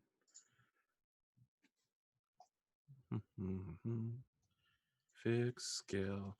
Now, I think again, I might be back in the other Stars Without Numbers. Fix is almost certainly going to be either intelligence or dexterity, depending on what you're doing. So they're not specific to a skill type. Oh, okay. Yeah, the stat, you'll ask what stat is attached to it each time we roll. I'll just use intelligence. That sounds okay. Good. All right. What's your next roll? Hit me with that. It's the 2 learnings. First one is a 3 for exert, I think. 1 to 5. Fix. All right. So now you have fix level 1. Yes. Can't go any higher than that, but that's a good place to be. What is exert? I don't know, but it was on my recommended skills list, so I'm happy. It is. It's probably something about having a very large wrench and then having a opened up jumpsuit with overalls, really sweaty, just turning the wrench while hot-blooded plays. I definitely want a giant wrench. That sounds good. Just like, what was the art that Rad did? Oh, for Ronan. Yeah, she has a giant too. Yeah, you could just play Ronan in this game. Young Ronan. Ronan before everything bad happened. Exert is apply trained speed, strength, or stamina in physical exertion, running, jumping, lifting, swimming, climbing, throwing, and so forth. Okay. want to point out that there was a time when I've run a bunch of Stars Without Numbers campaign. I think I would say 5 or 6. There was a time where people were jumping through open space and didn't have exert. Were like failing left and right. They had to send a robot out to say. Actually, that might have been Star Wars. Sorry, where Toby had to save the party when they were all gasping for oxygen, jumping between shuttles. It was a bad move. It's a bad move. Speaking of a bad move, Shep, let's go ahead and make these rolls. All right. Let's roll that beautiful bean footage. I'm going to do. I like this guy's blue lips. I'm not happy with him, but I'm glad you guys like him. I'm going to do. I'm also not super down with it. Yeah. The blue lips? What's that from? That's from some blue lips. I mean, there's plenty of blue lip stuff. I mean, Fifth Element, Guardians of the Galaxy. I really like his pose. Yeah, we got some foreshortening going on. He's out here arresting fools. Yeah. He's got to regulate. How you divine these dice? So I'm gonna start with a growth. So let's see what happens. What are you hoping for here? What do you want on this dice? I'm not sure, but I'm thinking probably more mental, because I think if I can just make this guy a mental guy, perhaps. I don't know. Yeah, your charisma is straight up garbage. Yeah, but what do you need charisma for? Maybe he's diseased. Maybe he's a leper, and that's why. That's not it. Look, I got a modern 1. spaceship technology. Leprosy has been eliminated. So you have a +1 to any stat. That's Maybe it's not space leprosy. exist. that doesn't help me much, but I'm gonna give it. How high does charisma have to go to get to 0? I guess I can 8. find out. 8? Yeah. So I think I'm gonna stick to. Actually, that follow, by the way, EJ0615, I think was your name. I mean, if you put it into intelligence, you would be right on the verge of hitting a 14 int and getting a +1. Yeah, I think I'll go intel with that anyway. All right, and I'm gonna do a second growth. Sure. See what happens. A 4. It's a 5. No, it's a 4. All right. I tried to call it. You have a +2 mental. You put it in intelligence. Okay, that's what I'll do. Throw 2. that. And the last one will be learning. So 1d8. 4. So I double up on heal. I'll take that. Yep. You have a 1 in healing now. Okay. Because you started with this 0. Bearded, let's cut over to you. Where are you in this becoming an AI thing? Let me pull it up real quick. I took skills in pilot, fix, program, and shoot. Did you double up on one of them? No. Because you should have program, fix, and then 3 additional skills. Right. So I think you're missing one. Fix, Program, fix, pilot. program, shoot. Shoot. Yeah, you're missing a 5th skill. Double up on pilot. So I got Okay, 1. you're pretty good at piloting. So you pick a beginning armature for your AI body. Yeah, that's what I was working on right now. You need to commit a point of processing to it to maintain your affinity. Yep. I have a question. Do you have a self-destruct function? No. Ooh, okay. Yikes. You're going to get kidnapped at some point. 100%. That is happening. You're going to get sold into a slave processing unit. All you're going to be doing all day is Bitcoin calculation. I'm just going to have an NPC who's literally just Connor Hughes, just being like, with a cigar, Bitcoin. We got to get every AI we need in order to make the Bitcoin. It's going to be huge. All right. So yeah, you're picking an armature, and then you'll have to do class and then processors. And your focus will probably be you can pick any kind of focus. Yeah. Where do I All right. find the armatures? Great question. I'm gonna just Google or I'm gonna Control F the word armature, and it'll probably take me armature.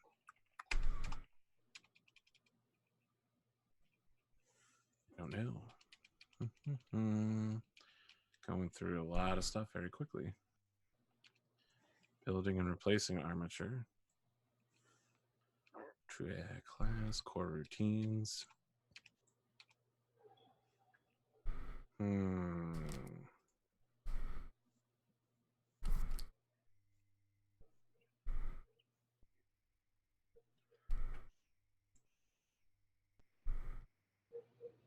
Any mechanical armature in the transhuman section can be purchased. Okay, so they're in the transhuman section. Where's transhumans? Sorry, we're holding everybody up, guys. We're just doing some science. Transhuman campaigns. Artificial shells. Found it. I think it's page 251. Thank you. That's not it. But it is after that. Shells and swapping body. Organic shells. Yeah.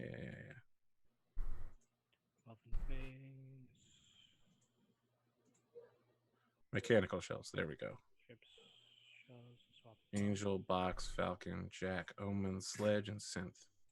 Organic shells. Well, synth is a human appearing android, which sounds like that's what you want. Is that in organic shells or is that later? It's in mechanical shells.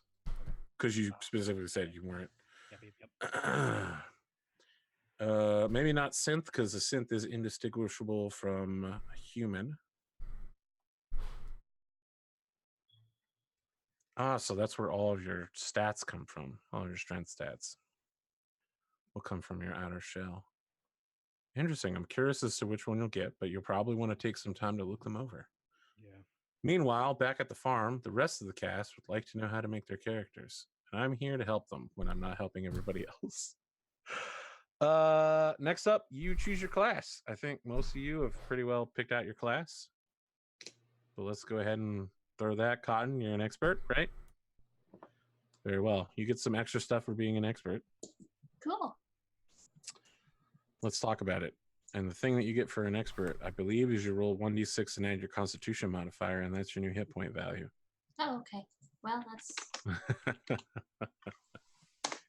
I got Wow. 6. Okay, you have 6 hit points. Congratulations. Whew. Nice. You gain a free level in a non-combat focus related to your background. So you're going to get a second focus when we do focuses in a moment. Okie doke. Once per scene, you can re-roll a failed skill check, taking the new roll if it's better. So you can say, no, I want to take a new one. And when you get, this isn't important yet, but when you gain an experience level, you gain a bonus skill point that can be spent in a non-combat, non-psychic skill, which is how you're going to end up having 1 billion skill points. Okay. Connor, what are you thinking? What are we thinking here?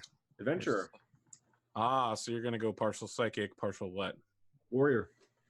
Okay. What is your psychic discipline you're restricting yourself to? Telekinesis. Okay. All right. You're the beat stick then. What? Sorry. The beat stick. Beat stick. Yeah, Right, hopefully. you can beat people to death. We had on Sons of Gold, we had a psychic whose name was Disaster Arsenal, who would just manifest rifles and swords and just beat people to death. He was the holder of the knife ball. Only he could wield it with his telekinesis. That makes sense. And he actually killed himself in the first episode with the fucking knife ball. I mean, It's okay. He got better. We don't tragically end like that. Yeah. It'd be terrible. You will be Look, you guys are like, I want shooting, I want adventure, and I'm like, you'll die. A pistol deals a d6 of damage. You will die in 1 hit. And you guys are like, that's fine. We'll solve the mysteries of the universe together. And I'm like, you'll die. It's fine, because as long as you have a biomedical psychic, you can bring people back from death as long as you're there when they die. And it's very quick. So Yep. you can take a focus into psychics now. And you also, as a partial warrior, can take a combat focus. So mark down that you get 2 free focuses when we do the focus. You get an attack bonus of +1, and you get 1d6 +2 plus your Constitution modifier in hit points. Right. So let's roll that. Uh, You're gonna get a 2 on the die. I am. You are. 6 + 2 for your max. Okay. Yep. Plus your con modifier, which I don't think will be relevant yet. No, it's not. It's not because you're super average. Oh, He rolled a 1, ladies and gentlemen. He's the strong man of the party, and yet he's got half the health of the mechanic who knows nothing. Beats are at it again. do you re-roll the subsequent levels, or is it the build? It's built upon. Like, is it like our other game, or is it added? Yes, at the second level, you'll notice you roll 2d6 +4 under Yeah. partial warrior. You re-roll at every level, and you take the higher amount of hit points, whether it's your previous or your new. All right. So You're already used to the Stars Without Numbers bullshit. You've already done it before. It makes your life hell. Speaking of making people's lives hell, Shep, what were you thinking of with this random ass character? I'm going adventurer. Partial psychic, partial expert. You got it. Okay, what's your psychic discipline? It's going to be that bio one. Oh, yeah, I predicted that. Might as well so go all in. you can take psionic focuses if you would like. Your effort rating is your wisdom and constitution, the better of the twos. 1 plus your modifier. Yeah. So sorry, Connor's is 1 because he doesn't have a wisdom or a constitution, and yours is 0. also a 1. Well, you get 1 plus 1. that. Yeah. So both of you have an effort level of 1. right. All right. As an expert, you get another non-combat focus, so you'll get 2, and you get an extra skill point every time you level up. So let's talk about these focuses, guys. Like this is the big deal. These focuses can change how your characters are. They can give you free skills. They can give you free stats. They can give you really cool abilities. I mean, Starship Captain is pretty cool. Starfarer is great for pilots. Psychic Training can give you a pretty good boost if you're a psychic. Hacker, Diplomat, Healer, all of these are really good. Gunslinger is amazing if you don't want to die a horrible death in a gunfight. What are you thinking? Some of you get to pick 2. So all of you get to pick one of any, although the psychic ones are restricted to being psychic. And most of you get to pick a second one because you're either an expert or a partial expert. And I guess, Connor, you get to pick a combat-related one because you're a warrior. I get 3. Is that what you're saying? No. Or I get 2. Okay. You get 2. You get 1 for being a character and a second for being a warrior, but you must pick a combat focus. Gotcha. Okay. You could take assassin. No, that doesn't sound like it would match your character. No. Close combatant. Although he is sneaky, so maybe he has to kill a few people to get out with that. Assassin means you are practiced at sudden murder. Yeah, I guess not. Yeah, not just he happened to do it 1 or 2 times. Yeah. Did you kill somebody? No, I'm just saying he did. I'm not admitting to anything here. I'm asking you now. This is Tell the me thing I all need to about know. your random character, Connor, and what they did or did not do. Did you kill somebody on the way out? That's what I want to know. No, I don't think he would. He'd try to avoid that. You could take sniper, shocking assault, Let me review him for a little bit. Let's unarmed combatant. Yeah, go ahead. No problem. Page is this one? I believe it starts on page 19 for picking focuses. I mean, you as an AI will also get to pick a focus, apparently. Let's cut back to you, Bearded. Which armature did you end up with? Chose the box. So you took the basic. Yeah. Interesting. You just wanted to kind of be like all purpose. Pretty much. I'm assuming Connor's character built me out of whatever he could find, so it's pretty basic shell that I'll probably be upgrading as we go along. Interesting. I mean, yeah, you can take your core out and stick it in another, a box is more difficult to damage. You start with an AC 15. Yep. 14 and 12, as well as gaining 10 bonus hit points. Oh, that's only if you have an affinity. Okay. All right. I mean, having 10 bonus hit points is pretty fucking good if you take that affinity. Yep. But I believe you'd have to take your process.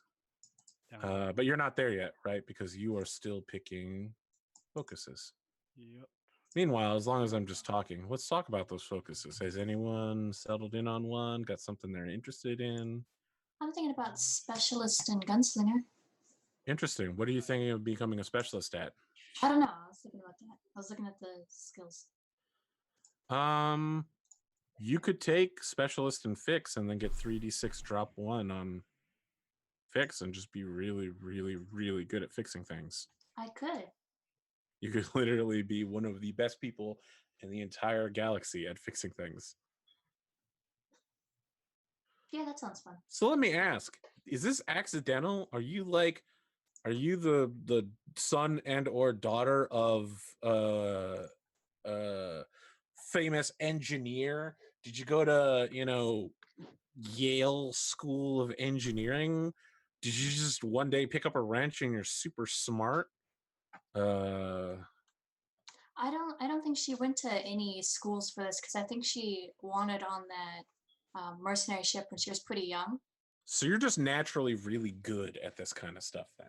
It comes to you easily. She's just naturally good at fixing You stuff. didn't need to go to college for 5 years in order to get a 4-year degree. Nope. Just looking at the camera real quick. I feel like it's a good time to mention I have a Bachelor of Sciences in Electrical Engineering that I basically never use. Did it take me 5 years? I'll never say. Only 5 years. Yeah, so you're now super good at fixing things. What was the other one you were thinking? Gunslinger? Yeah, the gunsman or whatever it's called. There's armsman. Gunslinger. And there's gunslinger. Okay. Why are you good with guns? Why are you? Because she grew up on a mercenary ship. So they taught you how to be good at shooting then. Yeah. You can draw on turn, so basically you can Han Solo dudes as long as you have a stowed weapon. Mm-hmm. You can add your shoot skill to the range weapons damage roll. Make a note of that because that's very important. If you can get your shoot up to a +1, that means you have a +1 skill, which is a big deal. You also now have shoot level 0. Cool. I can't wait to see what gun you have. Connor, Shep, Bearded, what do we got? We got a focus. Starfare. Okay, so you're pretty good at calculating drive distances.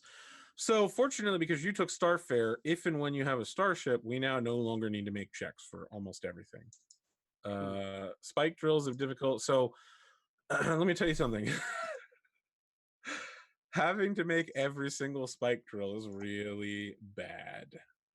The consequences for a bad spike jump can range from being stuck in space for months at a time, running out of stuff and then dying, to getting thrown into an entirely different sector and having to start a second campaign in that new sector. Both of which happened at the same time on my other show.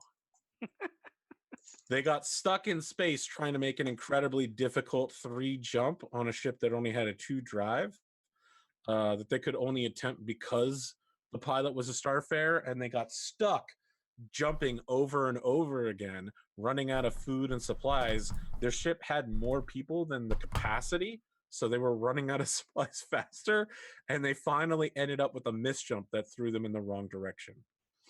Damn, son. So they could no longer go home. Yeah, I had to make a whole second campaign for it. No big deal.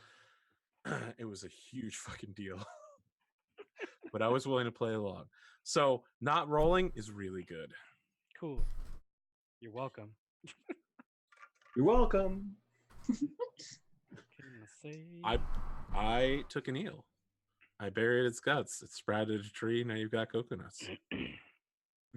So I have a question for telekinesis. Does that count? Like using it in combat?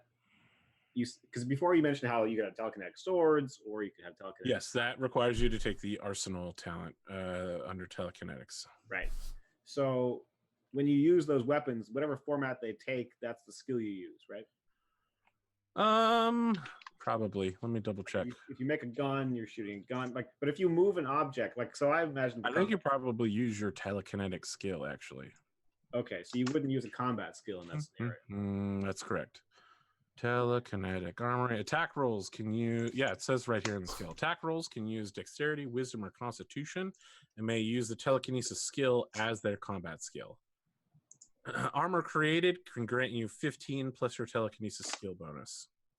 So you can either make shields to block, or you can make swords and guns to shoot outwardly. And because it's psychic, it's all invisible, right? Like someone shooting at you will literally watch your bullets stop and like stop in front of you and then like crumple down, and lasers will deflect off of an invisible field around you. You'll point at somebody and a gun, like bullet, like holes will appear in their body, and they'll be like, "Ah!" My guy makes it look cool. He makes it's not invisible. It's like it's a crazy color one way or another. You hold both your hands up and a Tommy gun appears in front of you and turns. Yeah, he looked up the Tommy gun on the internet. So, can you take an ability in telekinesis? Well, I'm going to do You're a level 0 telekinetic right now. Right, and I'm going to do psychic training. That's going to bump it up. All right, so now you're a level 1 psychic. You can manipulate objects with both hands and lift up to 200 kilograms, which is like 440 something pounds. And you're going to take telekinetic armory as your ability. I haven't decided that yet. I was going to get to that. I was still working on the focus. Okay, because all three of those are really good. I mean, pressure field literally lets you float through space without any problems. Yeah, they're all really good. So that's what I was going to think. But I actually accidentally added one. I'm trying to see if I can delete focuses. Connor. I wanted to see what it would do when I Connor. Is that not easy to remove? So you still have a second focus to pick. I'll take a look at your sheet. Okay, I will work on Reopen it. that. Has everyone else picked all their focuses? That was cool. No. So quick. No, I haven't. All right, give me some time then. Maybe. You just keep adding more focuses, Connor. I added the psychic training one. So you hit the button that's called modify, and you can remove close combatant twice. Nice, thank you. Yep. That makes sense. Magic. All right. Are you ready to pick your psychic focus? Or sorry, your psychic training? Beyond your, because that's a focus, but you need to pick your psionic skill. Right. Well, I wanted to pick a focus first. All right. Do you have it, or should I jump to somebody else? Give me a little more time, please. Okay. Bearded, we already did you. Shep, you have 2 focuses, I believe, correct? I think that's what you told me. So I'm going to take healer and psychic training. Okay. So you're now a level 1 biopsionicist, which means you get some pretty cool stuff. I'm going to go throw this out here, but the one that lets you keep people from dying is a pretty good one. Which one is it? I'll take it. Or I'll read them. Does anyone else have to pick? I have to do my hit points too, so here's my D6. Cures any poisons. All right. I got 6. Oh, you actually don't even need it. So your core technique at level 0 lets you do it. You can automatically stabilize any mortally wounded target as a main action. This must be used within 6 rounds of their collapse. So if you just touch somebody that's dying, you stop them from dying. Now that you're at level 1, you can heal people for 1d6 plus 1 points of damage when you use it on a mortally wounded target. Okay. So you can not just stop people from dying, but you can bring them back up and put them back in the fight. Very good. And I got 6 hit points too, if you didn't see that. And then I get to pick one of these level 1 powers, right? Yes, you do. Okay. When you use Psychic Sucker on people, it gives them System Strain. I suggest you definitely take a look at both System Strain and Psychic Sucker to figure out how that goes. So the Biopsionic powers are you no longer need to commit effort, so you can literally just bring anybody you want back from the dead constantly.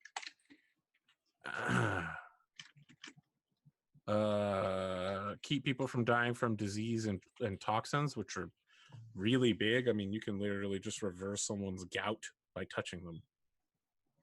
Or if they're dying from a deadly neurotoxin delivered from a Brazilian wandering spider, you can keep them from dying. Or you can remotely touch people up to 100 meters away. All right, yeah, let me read over them real quick. All right. So, next person. Connor, jumping back to you. What do you got? The Gunslinger. Gunslinger as well. Yeah. Let me ask you, you live in a peaceful world, but did you learn to become a gunslinger since you've escaped? Or for some reason, have you always been fascinated with guns living with pacifists? I mean, I think that on the farm, as we'll call it, they. I want to remind you, you live in an underwater base. I know, but like that's what they might call the farm. You call it the farm? All right. The CIA would like to have a word with you. and you know, he's been looking up on. He knows about the world around him through the database that's there. And no, I'm sure that there were several intelligent sea creatures in your underwater base that said, just look at the world around you, right here on the ocean floor. Watch wonderful things around you. What more could you be asking for? And then you look towards the orbital elevator and said, under the sea. You're literally the male version of Ariel. And you've escaped with your best friend now, Robot Sebastian. God damn it. That's It is now. Well, we gotta roll a new game, It guys. is fucking canon to me that Bearded is capable of singing. Unmade Gaming, thanks for the raid. If you don't know Unmade Gaming, tabletop role-playing streamer right now, putting out some ethics questions on Twitter. What is paid GMing? What is paid casting? Check out Unmade Gaming. Mike has been on before, has done a couple of guest spots for me, most famously on Mistborn. Shit was wild. Connor, meanwhile, back to you. You were in the middle of telling me about how you're Ariel. Well, I mean, I wasn't, but we can. What roll is the with male version of Ariel? a bit of that. That's fine. That's fine. But I mean, so I was gonna go with that. On the internet, there's all kinds of westerns and western movies type of things, and then they let the humans watch those, or other types of movies from that time. And so he's sort of been watching those, and he's picked up a few things, and there's like training available of some kind, and so that's where he picked it up. Is he going to be like John Wayne? I mean, if I could pull it off, I might say yes, but I mean, I won't be able to do that. Reach for the stars. That was so good. We're surrounded by the stars, dumbass. We're in space. That's when Connor shoots him on the head. Yeah, there's a question. Are you a redhead, Connor? No. That's no. unfortunate. But he does have the David Bowie face paint. What is the That was David so Bowie face paint? know, like I the can look it up. label? I can put up a link, or No, I think I'm good. you good? I think I'm good. Well, then you can just wait and see for me to draw the character. I can't wait. All right. First episode, Connor's gonna come in with a lightning bolt. Let's do this, guys. Ready to go. Connor's gonna cosplay as his character. It will be amazing. It won't. It wouldn't be. But you guys I've cosplayed as my characters before, man. King Cats. Yeah, you have all those hats. I mean, I don't have any hats. No hats. You know, you can get hats at Amazon. I've heard of hats, but You could also get face paint makeup at Amazon. I mean, I might do that if I could get some of that So color. what is your? Oh, sorry. Your second focus is Gunslinger. Yep. I Interesting. answered that question finally. Yes, you did. You did. Do we have anybody that has an outstanding focus? Shep took his 2. I think we got them all. Mm-hmm. Bird as my class. Okay. Sorry, which one did you take? Expert. Oh, sorry. You only get to pick AI, true AI or partial true AI. Okay. Yeah, it's underneath the artificial intelligences class thing. So it is on page 287. It'll tell you how many hit points you get and your processing level and all that junk. I think partial true AIs can take partial expert or partial warrior. I'm gonna do true AI. You're the truest true AI. Yeah. You could carve away your quantum phylactery. Have you done so? Say it again. You could carve away your quantum phylactery. So when your quantum phylactery, the thing that is the core of your robot body, is destroyed, you're dead. You're dead, Right. dead. There's no recovering you. But you can take a small portion of that and hide it somewhere. And when your quantum core gets destroyed, you'll snap back to that other part, like a lich Yeah. from D&D. Yeah. Have you carved a little piece of that out? Yes. Okay. I played a lich in D&D once. Really? That's How'd that go? wild. So our campaign took a turn. Yeah, we And- have to. You became a lich. We found that magical well that you drink from, and it random stuff happens that you're compelled to drink from. I don't know what that well is, but it sounds terrifying. And eventually, well, it did a lot of good stuff for me, even though I was addicted to it. Like I turned Are you codependent with this well? Should've You're left like, the well in you're like, yeah, what? I was. Only good things happen when I drink from it, okay? Just because it wants me to drink from it doesn't mean that it's bad, guys. I commanded an army of ants from one of the chicks in the well. I turned incorporeal, so everybody had a 50% chance not to hit me whenever I was in a battle. Uh-huh. And then Must have been tough I- playing. in the party next to me took a drink from the well, and he destroyed the world. But this was after he had made a deal with like one of the high bad evil gods. So she brought us all back as liches to finish what the deal that he had made, and Oh my god, I don't know anything that's happening. This story is terrifying. but you know how as a lich you get to pick like what your body is, or I mean the thing that you go back to. Yes. And I made mine a grain of sand, and then I threw it on the beach. Wow. Holy shit, you made your phylactery a grain of sand. Wow. Yeah, it was good. Nobody The found only it. problem with that is that grain of sand would radiate evil, which means a random paladin on a beach patrol. It's could end up- okay though, because the guy who destroyed the world did so much bad that the entire like landmass were on radiated evil. Listen, I have to tell you, there's never a sentence that begins with "it's okay" because the world was destroyed. No, God, I'm sorry. I mean, it was nice. All right, guys, you get one more thing to do. You get to pick one non-psychic skill to represent your hobbies, expertise, natural focus, or talent.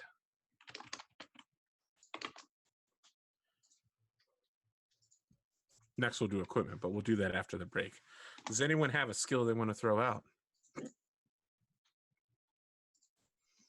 Man, we had giant space whales in Sons of Gold. Oh yeah. Yeah, they were like the Zerg transport vehicles.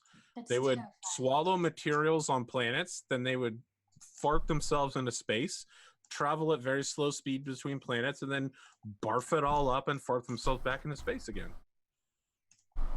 I was thinking more along the lines of like chasing the white whale. But No, sorry, that's not how it worked. It was way more biologically relevant.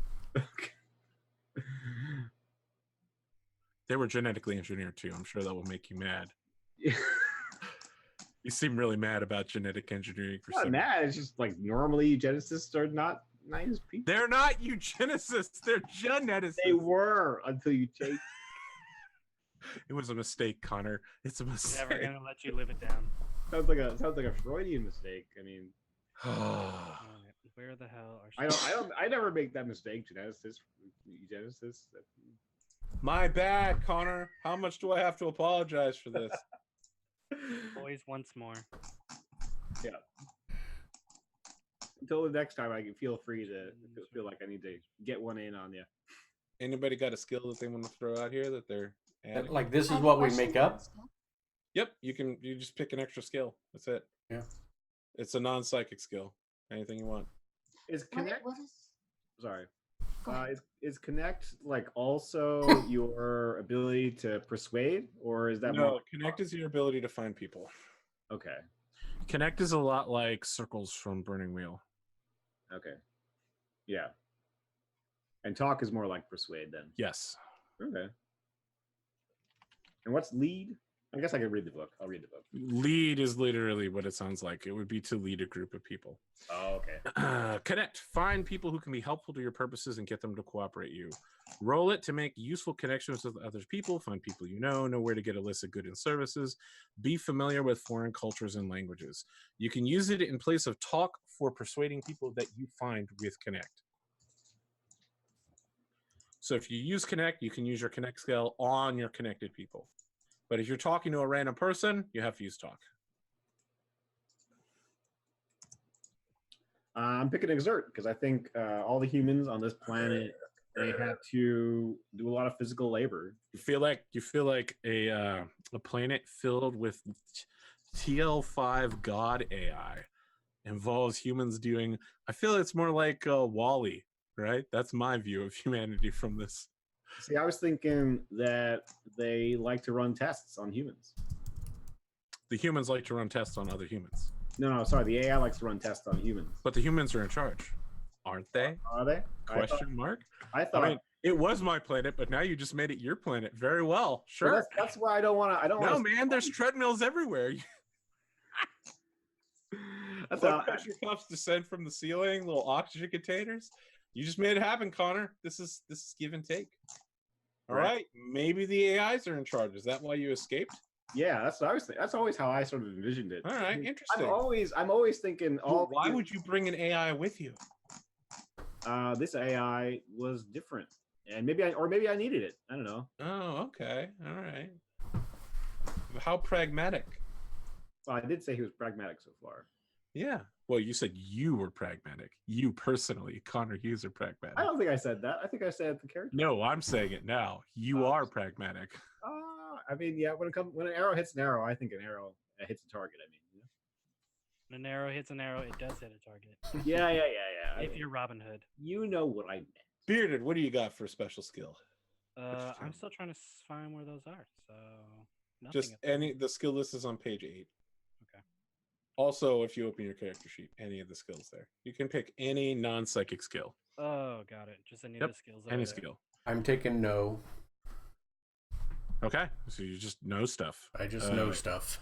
Yeah, you just study. Well, I mean, you're a doctor, right? Yep, an academic. You're not just a psychic that can bring people back from the dead. You're also a fully fledged actual doctor. Yeah, full on medic and historical too. So I'm still going down that path that he knows as much as there is to know about the Scream and the history of it. What is program for? Program is for writing programs. It's also for hacking. Take one of them. Officially, program is operating or hacking computing and communication hardware. Roll it to program or hack computers, computer control hardware, decrypt things, or operate communications tech. Your AI, you can pull an R2D2 and plug into the computer and hack it. Yep, so I just add a +1 to that. Or what? Yeah. So it'll become 1 for you, right? Because you already have a 0. Yep. Cotton, what do you got for me? Special skill. I was kind of thinking of program because it would make sense, but then at the same time, I kind of thought about punch just because it sounded fun. Huh. But You a never strength know is when you bad. might need that punch skill. I know. I kind of want to take it. You know what, Sure, I'm gonna take punch. Yeah. Connor, I'm circling back to you. What do you got? Exert. I went with Okay, exert. That's right. Because you run on treadmills all day. I mean, that was your vision, but sure. That was his life before this life. Bearded, circling back to you. What do you got for me? Oh no, you said program, right? Program. Very well. We've got all of this stuff. guys, we're going to take our halfway point break. When we return, we're going to do equipment, and then we're going to figure out the actual background in these characters. Yeah. Like their name and what they look like and where they're from. Oh Jesus. We know a lot about Connor, but not less so about everybody else. Well, we know Bearded is freakish. Well, Bearded's not really a person, okay? Okay. Whoa. Is a machine really a human being? Okay. Whoa. I'm just Are you saying this is- relegating Bearded's character to the second-class citizenship. That Oh, she now my suffered. character isn't a human either. I get it. Yeah, your character isn't a human. Let's see about that. Just to be clear, you are not legal to be operated within the Confederacy. It's an all-human organization with no robotics. Wow. Yeah. Or psychics that are. No. You have to be bio or telepathic psychic and registered with the Confederacy. Oh, yeah. All right. Look, we'll talk more about this Anywho. later. We'll be back shortly. Stick around for the second half. Sounds good. Food time. After these messages, we're out. Cool. I'm putting 8 minutes on the clock. Oh, I need food. Did I can we get up. assign I'm gonna go that drink a bunch of water. free skill?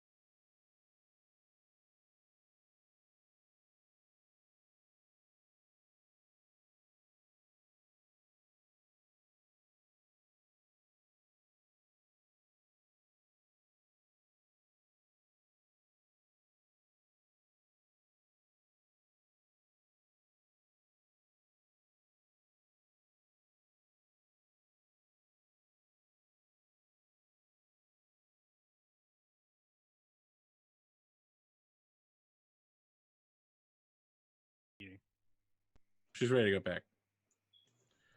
I mean, that's what you did to her last time. Yeah, that's what I do to her every time. That's what I do to everybody that eats on my stream. Welcome back to my stream. People are eating on it. So, in the character creation quick guide, it does, if you randomly roll your scores, and you may pick one attribute to change to a score of 14. That's where it is. All right, so everybody except for Bearded can change their one score to 14. Cotton, I believe, is turning her shitty wisdom into amazing Herculean wisdom. Connor, No. I turned my wisdom. I put my 8 in the wisdom, and then put my 4 somewhere else, and then turn that better. what was that you turned Herculean then? I believe it was intelligence. Okay, all right, you're much smarter now. Connor, where'd you put your 14? I can tell you where I stuck it, Arthur. Right in your face. Connor, why would you say something like that? Why does your voice sound so strange? That sound like me though. I mean, I sound high pitched and annoying and like kind of squeaky here. I'm thinking Constitution, especially because. I mean, if that's the case, you'll get an extra hit point, which you'll need because you rolled a 1 on your hit point. Right. On is good. He did. I mean, I assume he's got a lot of con because he's a criminal. You know. Well, because he was exerting himself on the. No, I just mean because you're a convict. Oh, a Connor, the convict.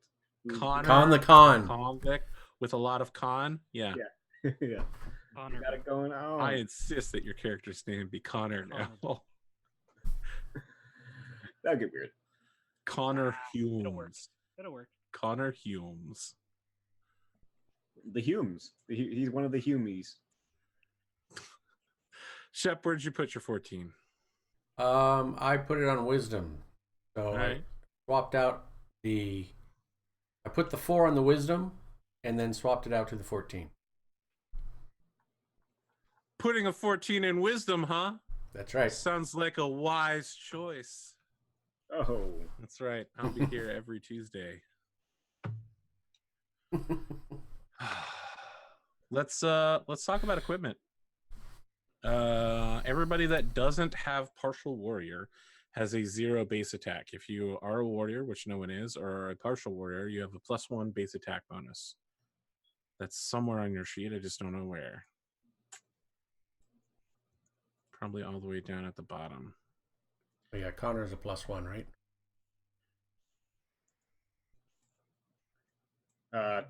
Sorry, I'm still looking at these numbers here. Okay. Attack bonus. Oh, attack bonus is all the way at the top at core statistics. Right next to armor class. Yep, right next to armor class. Okay. Each of you will then roll 2d6, times that by 100, and that's how many credits you have to buy your equipment. Can we also get the standard package? The standard package of what? Do I roll 2d6 as well? They with each class. Yes, you can pick a package, or you can roll for money. So I suppose. Yeah, I'm gonna pick the.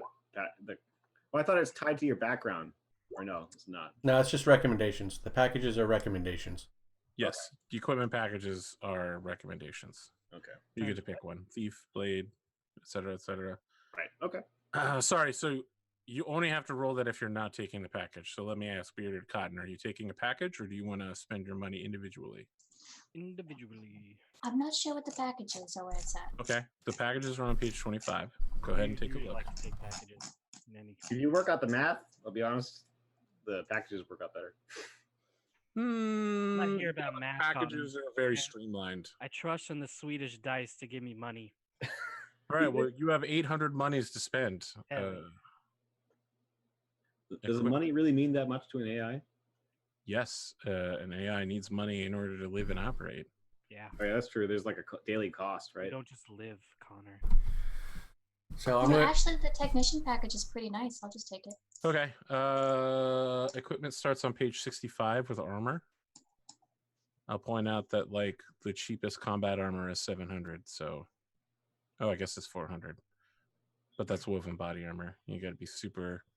The other thing you should note is that in Stars Without Numbers, openly wearing armor. So gun laws on most planet allow you to carry guns wherever you want, but wearing armor means that you intend to do something in which you would get shot at. So wearing armor is normally illegal on most planets. Do we? Go ahead, Cotton. No, you go There are a first. number of secret armors that you can wear underneath your clothing and such, but what do you got? You have a question? I was gonna. Sorry, Cotton, you go. No, you go first. I was just gonna ask: do we get a separate set of clothes that we get to just have? Or Yeah, sure. You have clothes. Okay, all right. I mean, you wear clothes, right? You're not some sort of non-clothes wearing Nudist. savage. I don't know how things go down on Polo, so you're telling me now. They got a Run uniform. nude on the treadmill, Connor. Answer these questions. I mean, Nudist beach. it depends on what those AI overlords are up to, like what they want to see. Uh-huh. I think that would be They something wanna see. you would know whether or not they like that. Shep, I want to cut back to you real quick and ask which psychic power you took as a biopsionicist. Tell me more about level of effort and how that works. Okay, let's open that up. I'm not immediately prepared to go into that, but I have done it before. Technology level. Like, does effort restrict my ability to do it like per day or anything like that? So let me see here. Effort. It is on page 31, but a quick overview is effort is committed to fuel psychic power. Some commitment is instantaneous. Others require you to hold it. Yeah, it depends on the skill. So, like, which skill it is depends on how much. And you basically, I think the way, correct me if I'm wrong, is it works. You have a slot that you use that you expend using a skill, and then you get it back when you're done. Yes. Unless it's For most of them. Some of them it will last longer. So your core technique as a biopsionicist is called Psychic Sucker. It's the one that allows you to touch people and bring them back to life. And in the case of now that you're level 1, when you touch dying people, you give them 1d6 plus 1 hit points back. Actually, anybody you touch gets 1d6 plus 1. However, in doing so, you begin to build what's called system strain on them. If they exceed their system strain, they just fall over and die. So you can't heal someone forever and ever and ever. Okay. Right? There's a limit. In order to activate Psychic Sucker, you must spend a point of effort, and that point will last for the whole day. So every morning you can wake up, say, I'm going to spend a point of effort on Psychic Sucker, and anyone that you touched from there on out would instantaneously, stabilize. So it is a daily thing. For this particular one, for Psychic Sucker, it is. For others, it is not. Okay. For Connor's power, whenever he wants to generate armor or weapons, he has to commit effort towards it as well. Right. Yeah, I did pick that one, by the way.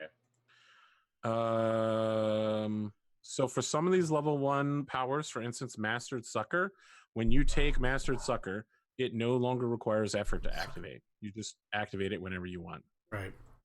So so if we're in combat and one person gets injured and I help them out, another person gets injured, I can help them out without restriction, right? You will start to build system strain on them. On them. Other than, yes, on them. When you give other people system strain. Yeah. So your psychic powers are unusual to them and cause them stress. Okay, but my ability to give it to them is not hampered at all. As long as you spent 1 point of psychic effort to kick your power off, you have it for 24 hours. Okay, so I could spend effort on the power, have it for 24 hours, and use it on multiple people. Yep. Okay. The first level powered Master Sucker means that you no longer require effort to activate it ever. Yeah. You can use Psychic Sucker whenever you want with no problem. The other two are you can cure poison and disease, but it costs a point to use whenever you do it. Yeah. And then Remote Repair allows you to, instead of having to touch people, you can affect people within visual range up to 100 meters away. Okay, so my effort now, I get the 1 plus 1 because the wisdom went up. So I can, but so I don't really need 2 effort, right? Because if I have Secure or Sucker and I use that and I commit effort, that's good for the day, you said. Yep. So why would I need the other effort point? At first level, I Other don't, right? abilities that you have, like you might not use it now, but Yeah. other abilities that you have would use it. If you weren't restricted to biopsionicist, there would be ways to use it. Okay. So I think I'm going to take the remote repair. Okay, so you can heal people at a distance. Yeah. What is the biopsionic ability that allows you to give people cancer to kill them? It is called Tyrannic Overload. It's a level 3 power.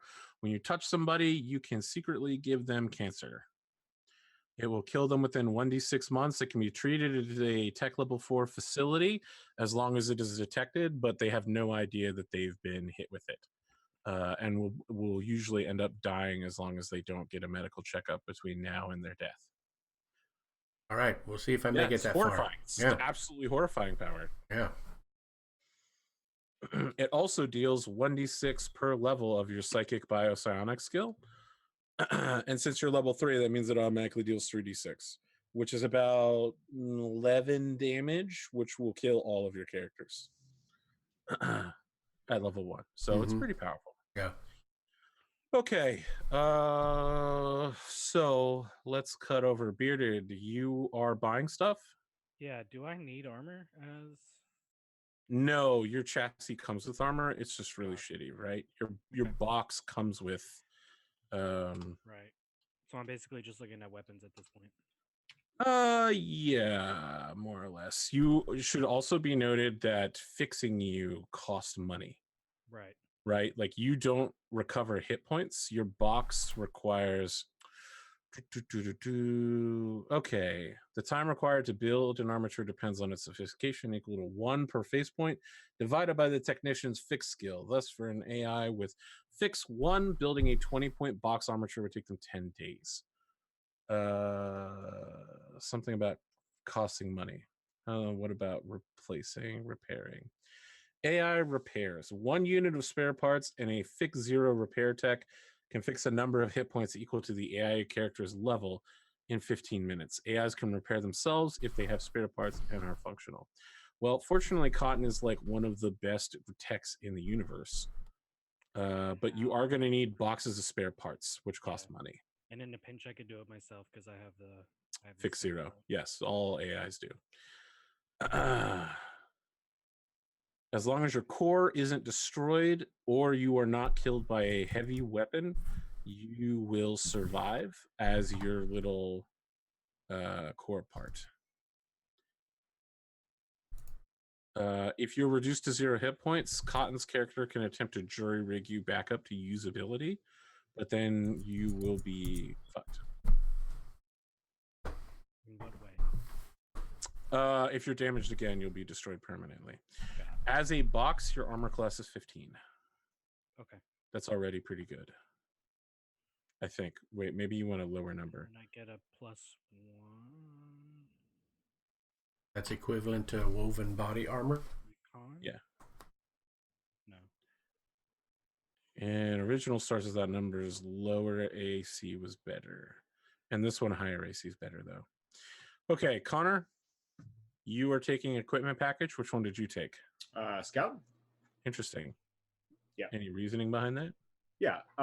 Scout, because, well, all the movies that he's been watching, but then also, of course, he knows that. Name one movie he's watched. Shane. Shame? Yeah, Shane. What happens in Shame? I mean, I haven't seen it, so. You're inventing this movie, Shame, right now. What happens in Shame? No, he's seen human Shane. They have that on this planet. You're saying the emotion of shame, Sure. not a movie. No. You're literally saying you've seen people. No, Shane with an N, right? Yeah, Shane with an N, the movie. I don't know what that is. Okay, it's a movie. All right. What you happens? you asked me to pick one movie, so I'll pick Shane. But anyway, okay. So it works with Bearded's character because that character is a interstellar explorer. Mm-hmm. Designed to find planets, and he knows that. Okay, so you've got the survey kit, you've got binoculars, a backpack, some batteries. Do you actually have the shoot skill? Yeah. Okay, that's good because that laser rifle won't work otherwise.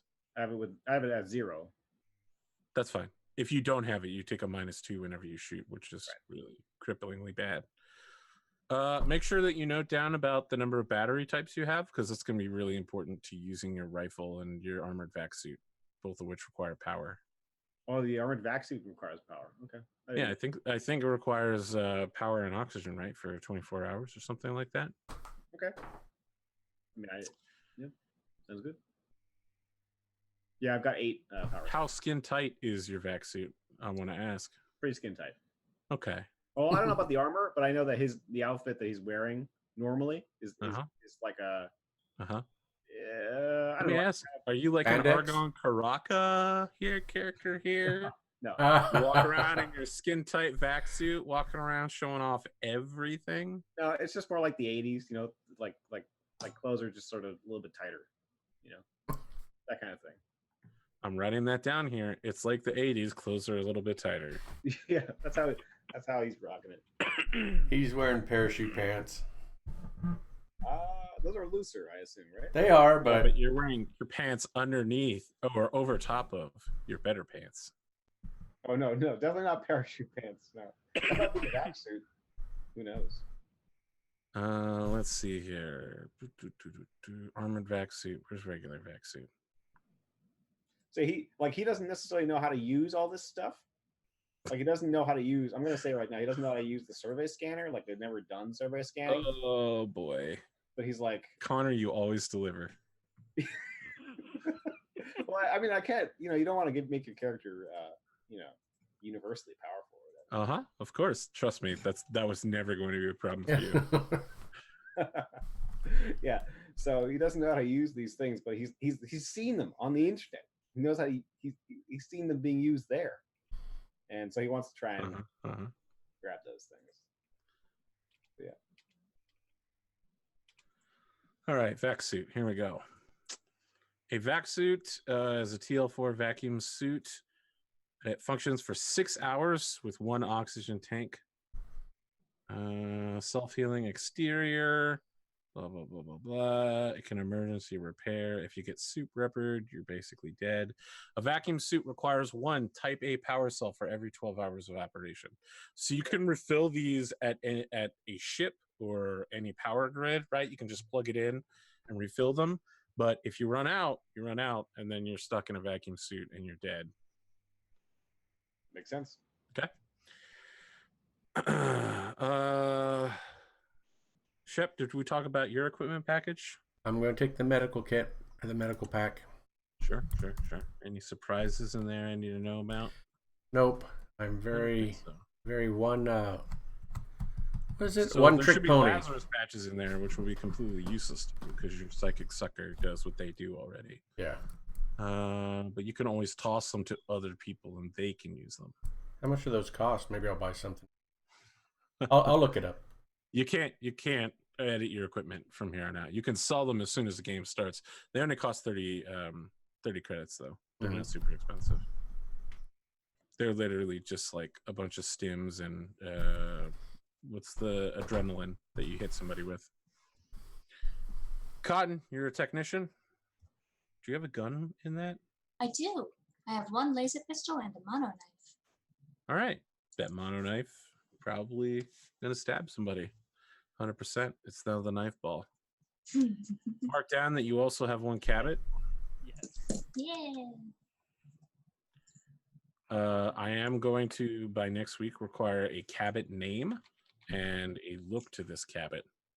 I also need to know if the cabot is in a relationship with any other cabots. I do know that you said it's a cat. Cat, rabbit, dog hybrid. Cat, rabbit, and dog. So I'm thinking of combining it with a Pomsky and a lion head rabbit. And I haven't decided the cat yet. I don't know what any of those words mean, but I can't wait for you to draw it. Can't wait for somebody to draw it. Connor, he is going to become a professional cabot artist. But wilder things have happened. You know, wilder things have happened. White Ash, everybody. White Ash. When's Volume 2 coming out, Connor? I will be working on it. That's good, because I finished Volume 1 in like 10 minutes. Well, guess And then what? I was like, what happens next? Is he the son of Moradin? Who is he? Why does everyone always go, there's always another secret around here? Cuckoo. I mean, that book took what, like a year, maybe longer to make. I mean, don't tell me. I have no idea.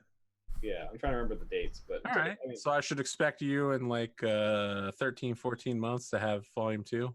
well, you could be interested in the single issues that we'll have coming out in between that time. Nah, that's dumb. I just want to get the whole collected thing all at once so I can get my name in the back.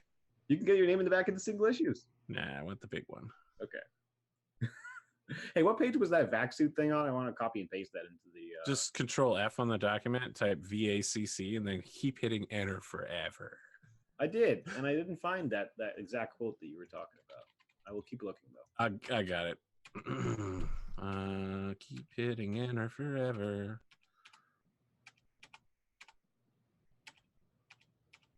Back suit is on page 76 underneath equipment. Oh, I see it. Yep. All right. What a comfort. Bearded, how are you doing on equipment since you're Mr. Buy Equipment?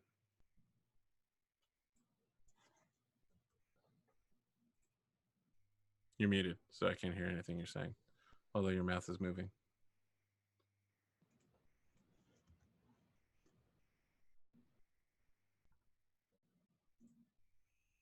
Still Still nothing. muted. Still muted. Bearded. You're muted on the application. Hello?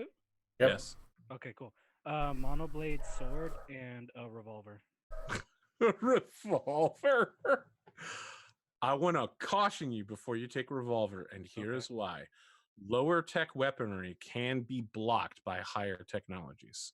Okay. So there are certain armor and shielding units that if you fire a T1, T0, T2 equipment into it, it will deal 0 damage.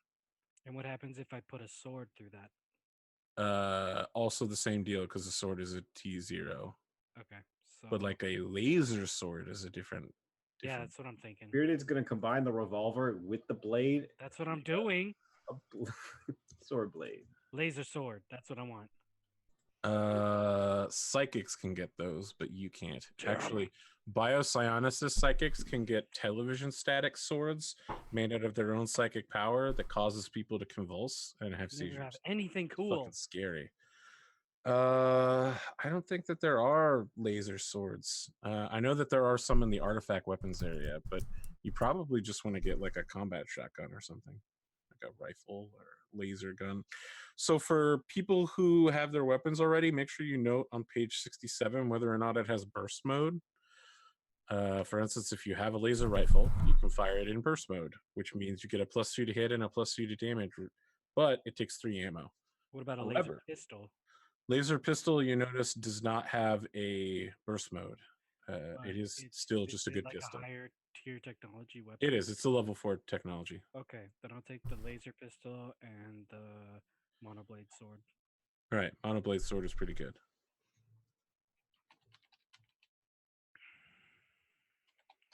Laser pistol. I think a monoblade sword is like a high level thing, right? I think the revolver indicates you were watching the same westerns. Yeah, probably. He probably puts them on, and like I changed the channel when you're gone, and it went to like the more sci-fi ones where it's like knights and stuff, but like space knights. And I was like, Okay. dude, swords are dope. So it's the Jedi's. Yeah, pretty much. No, it's Knight that's the one Connor. from Too Many Cooks. Cybernetically optimized, organized knights of science.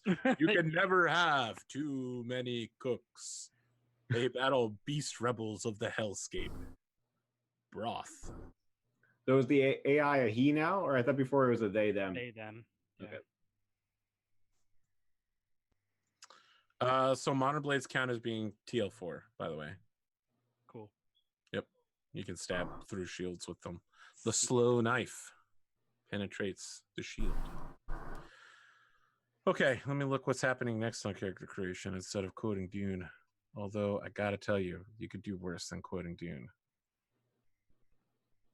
You could quote Shakespeare. TL4. Oh, shit. Oh, the shade out of nowhere. I mean, with Shakespeare, he had to translate what he said on the other page of the same document. Only if you're not from that time period. He wrote it in that time period, jackass. He wrote his own short He note. wrote his own subtitles, Connor. Yes. Spark notes. Have you read Shakespeare in the original Klingon? The original Klingon? No, I haven't read the original Klingon. Wow. All right. So let's do this. Damage done for your weapons. Blah, blah, blah, blah, blah. Record your armor class. Most of you should already have your armor class. Your saving throws are 15 minus the best of your strength or constitution for physical. I think the sheet might have already done it for all of you, right? Yeah, there's a sheet where Yeah. you can Yeah, make it a already roll. did. Okay, so we don't need to worry about that. You need a name and a goal now, folks. We're at the worst part of the night. Now you have to tell me who you are. Connor, Bearded, I already know way too much shit about you. I don't know your names though, but I know your goals. I want to get off this planet. Are we already off the planet? Yeah, or- you're already off planet. Okay. So look, this is where we get down to brass tacks, right? We're gonna get names and we're gonna get goals, and then I'm gonna ask you questions to let them kick around in your brain for a little while. How long has this group been together? The whole group? Yes. Do you have a starship already? And if so, how did you get it? Because those things are super expensive and y'all are poor as fuck. Or is the first mission acquire a starship? Pretty much. Do you work for somebody? Do you have a patron? Do you have an organization that backs you? Are you like the Drawn Blades and there's a secret wizard king that gives you giant piles of money whenever you fuck up? He never pays you when you do your job correctly. He only pays you when you mess up. We have a general hub of where we get all of our work from, but probably not a patron. We'll work on it. I'm telling you, just let these boil over. Where are you right now? I Like think what we're on part? a space station, like where we all meet up, where we've all met up at some point, and this is like a hub of a den of criminality at some sides, and then A also den of criminality. Connor, what are you doing with these people? on one end of the spectrum. No. And We need to talk about characters before Connor makes all of you into his Just degenerates. known associates. Okay, that's what's gonna happen. You guys are all gonna have a mark in your file that says known associate. I mean, I'm just trying to paint a picture of a kind of a space hub where all kinds mix and gather. Yeah, we call it Babylon 5. Is the last best hope for humanity. I haven't seen that. You're really missing out. It's quite good. TV After show season- or what? Connor, what's the name of your character? What's their goal? Come back to me. You've got all night to think about this. Well, I have a last name, but I don't have a first name yet. Bearded. I was thinking about the first name. Devi. Spell it for me. D-E-V-I. Sorry? D-E-V-I. Okay. What's your goal? To chart the expanse. That is your prime right, directive, and- right? and But what about you use- personally? Use that to find a home planet for myself. So you literally want to be the owner of your own private planet. Yeah. You want to find your job is to find uncharted planets, and you want to just be like, sweet, I found like 3. This one is now my house. I mean, that's a very AI thing to do, to just nest in there, make several million copies of yourself, mine the whole planet out, turn it into a Death Star. So it's not exploration. It's like The exploration is the force drive that pushes Devi forward, but that's not what Devi wants up here. everyone's a home. Okay. And not to be a known associate. Do not be a known associate. Well, that's going to be really tough because Connor's already got you up on known associate list. Damn it. Thanks for the host, Lexi Tales. Welcome. Welcome. Shep. Name, goal. What do you got for me? Dr. Roger Leto. Dr. Roger Leto. Yeah. Feel like he is going to be trying to sell me some medicine. Okay. For those of you outside the United States, we have advertisements for medicine. We have doctors that show up and go, Did you know that this medicine won't kill you? In fact, it will make you stronger and smilier and happy. Here are 15 side effects, the bottom of which is bad breath and death. What does Dr. Roger Alito want to do? We talked about that. So he wants to learn the source of the scream and maybe fix it. That's his whole life, then. Learn Yep, the source of the that's scream. going to be his whole life. That's it. I mean, he's a psychic, so you know. And he's a psychic healer. So Yeah, he wants to. Are psychics? They're not affected by the scream, right? That hasn't happened. No, they are affected by it. The scream was a one-time event that ripped through space, right, and caused all psychics to burn out and go insane, and use their powers without end. Yeah. It hasn't showed up again, right? It just happened one time. But the problem is, psychic powers had to be learned from a psychic psionically, right? They like show you how it's used. So in that time, not only did all psychics basically go insane, but identifying yourself as a psychic was a pretty good reason for someone to go, he's going to go insane, kill him. Mm-hmm. Right? So now all the psychics hide themselves and don't have a way to transfer their traditions to the later generations. So only now that planets are communicating with each other, the psychics have safe places that they can hide. There's a psionic academy ship. They're able to slowly rebuild their traditions and pass on their old teachings to the next generation. Now, this scream, when it happened, did it spread like a plague, or it hit everyone at the same time? It's your sector doesn't know that, right? As far as they are concerned, they might have been the only people affected by it. But even across a planet or a sector, did it hit all the psychics at the same time? At the same time for everybody within a planet. All right. Yeah, I think my thing is to see if he can discover the source of psychic powers in general. So yeah. So they actually know where psychic powers come from. Oh. I suggest that you read the psionics chapter. It's pretty interesting.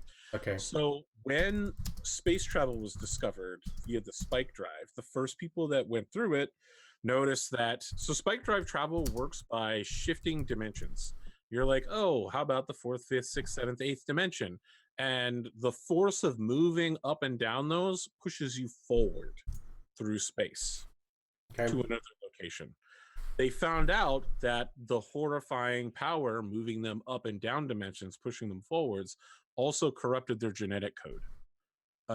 And that's how we got psychics. So psychics tap into that multidimensional power, which is why psychics are called MES syndrome, multidimensional extroversion syndrome, MES. It's a disease, actually, and you need regular drug treatments in order to survive MES. And that was a big problem after the scream because the drugs were super well known. Everyone knew if you had to buy these drugs, you were a psychic, and thus you should probably be shot. As a doctor, you probably have all the MES drugs that you ever need, and I don't know about Connor's character, but probably he comes to you for pills from time to time. Okay. Yes. It's just to keep him from going crazy and murdering everyone around him with psychic guns. No big deal. He's definitely not. If we need to do a really fast motorbike race, high speeds across the cyberpunk city. No. Are you going to take that power? Are you going to take kinetic inertial drift or whatever it's called? I mean, that sounds awesome. It lets you treat the floor as if it was frictionless, so that could be fun. I mean, that's later down the line, I assume, right? That could be fun, said Connor Hughes. Yeah, I fully encourage you guys to check out the fiction of the world because I'm going to be presenting it. But of course, the Baron Moose sector has its own fiction. Cotton, circling around to you. You're a mechanic with pink hair and you joined a mercenary crew. What's your name and what are you looking to do? Her name is Daisy and she's trying to find her family. Daisy, that sounds super familiar to me. Trying to find your family, huh? Where did you lose them? Why don't you know where they are? She doesn't know where they are because she wandered onto a mercenary ship when she was like 8. She doesn't even know what planet she was originally from. Wow. Okay. All right. So you don't know where you're from. Do you even remember what your family looks like? Not much. Not really, no. Okay. She just assumes that she's gonna know who they are when she sees them. Do you have a last name, Daisy? She might. But you don't know it. Yeah. Wow. That's some heavy shit.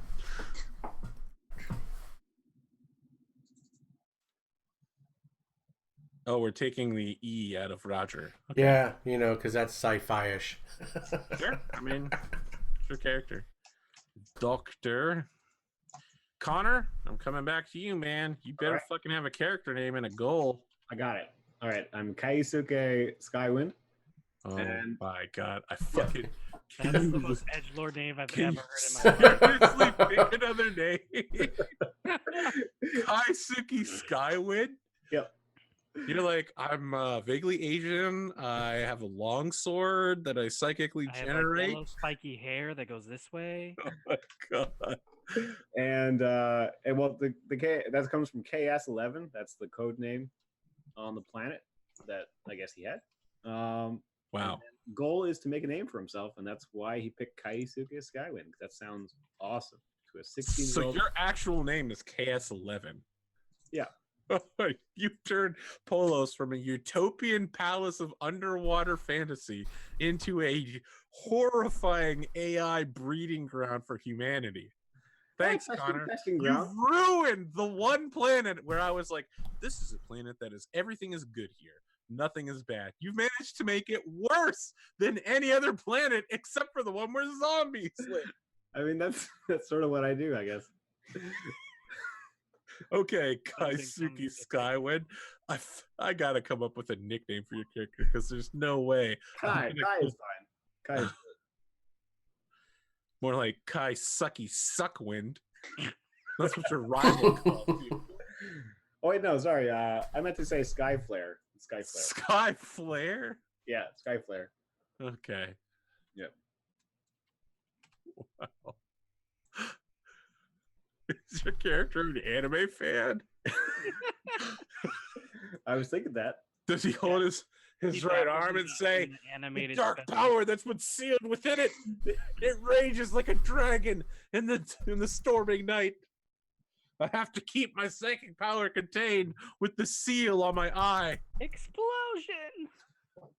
Bakuretsu. Oh my god. That does sound like it's fun. Yes. Yep, Connor as Mega Man is now 100% fucking canon.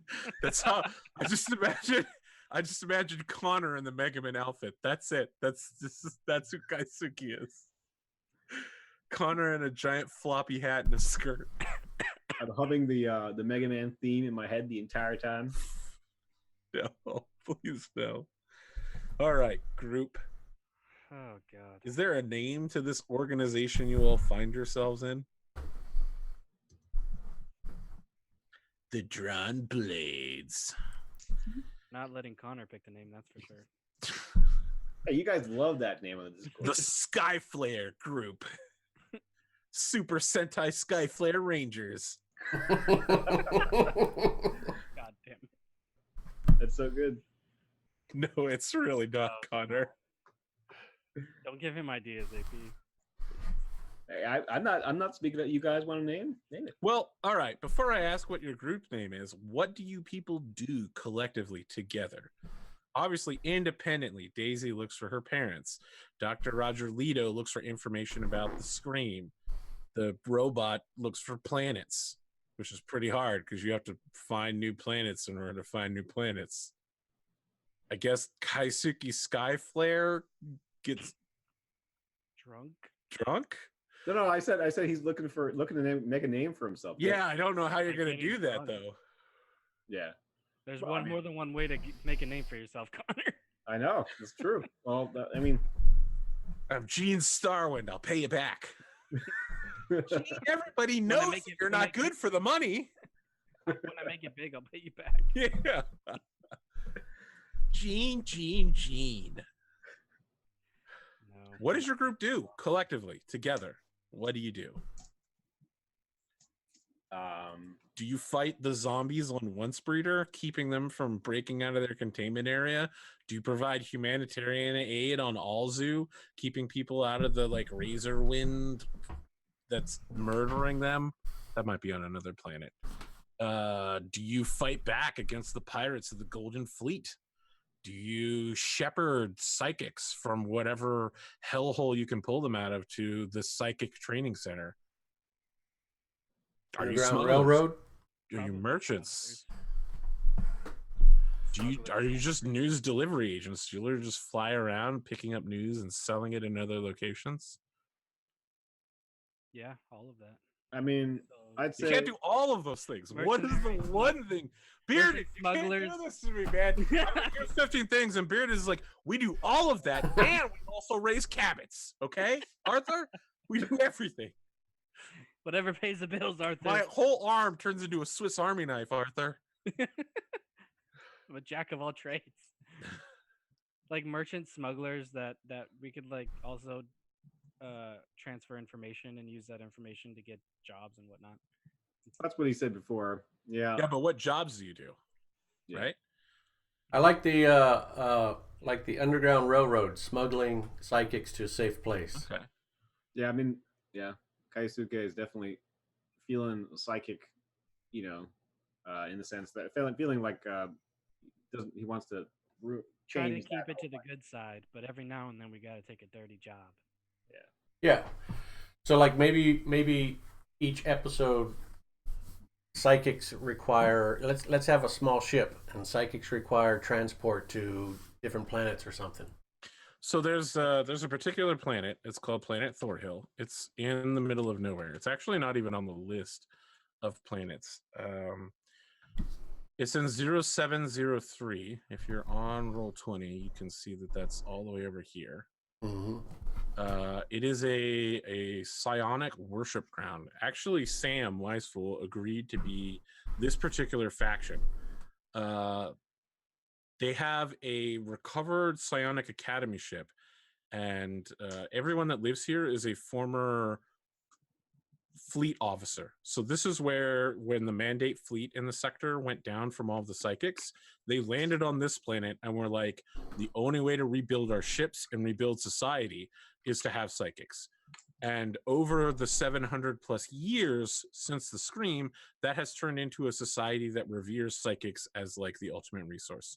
They worship psychics. They bring psychics chocolates. They feed them grapes. Psychics are the best. They raise their psychic cabots, right? They take their psychic dogs for walks. They babysit their kids. Psychics are worshipped on Thorhill. They're the center point of all life. And so everywhere else, psychics are considered, I mean, in the Confederacy, psychics are considered soldiers. And in the Gilded Fleet, psychics are considered free men, just as long as you occasionally pitch in and do something psychic. Only on Thorhill can they be free. So it's a long trip to Thorhill. It's pretty far from everywhere. So is this your job? You pick psychics up from dangerous situations and bring them to Thorhill so that they can be free and safe? Yeah, for now, because I think with what I wanted to do. I'm just saying this is your day job, you know? Right. You need to make money somehow. It puts me on the outer rim where I could, find. Yeah, there are several planets that are uncharted out here. There's a black hole in 0701 that's rumored to have multiple habitable systems there, but no one's ever been able to make the jump. Challenge accepted. There's a second black hole in 0506. Again, no one's ever made the jump. No one's ever returned from the jump. Okay, so you guys are thinking you have a small ship, probably a shuttlecraft then? I think shuttles can hold like 10 people for a reasonable amount of time. What is the name of this ship? The Bunta Hore Hore. The Aisha Clan. The Twilight Suzuka. Nope. The Nope. The ship's name is Every Day a New Sky.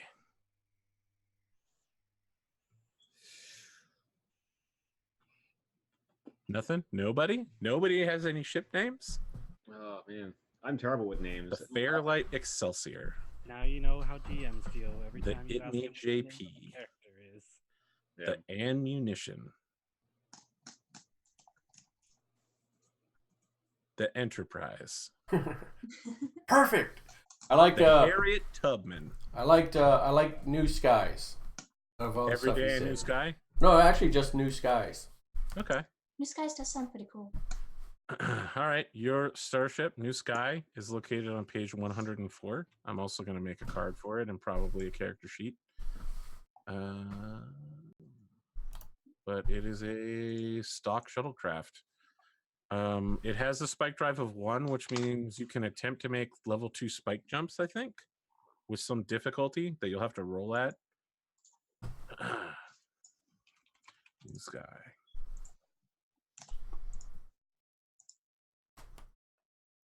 And you can pay to get it upgraded, but you guys don't have very much money because upgrading it costs like 10,000 credits.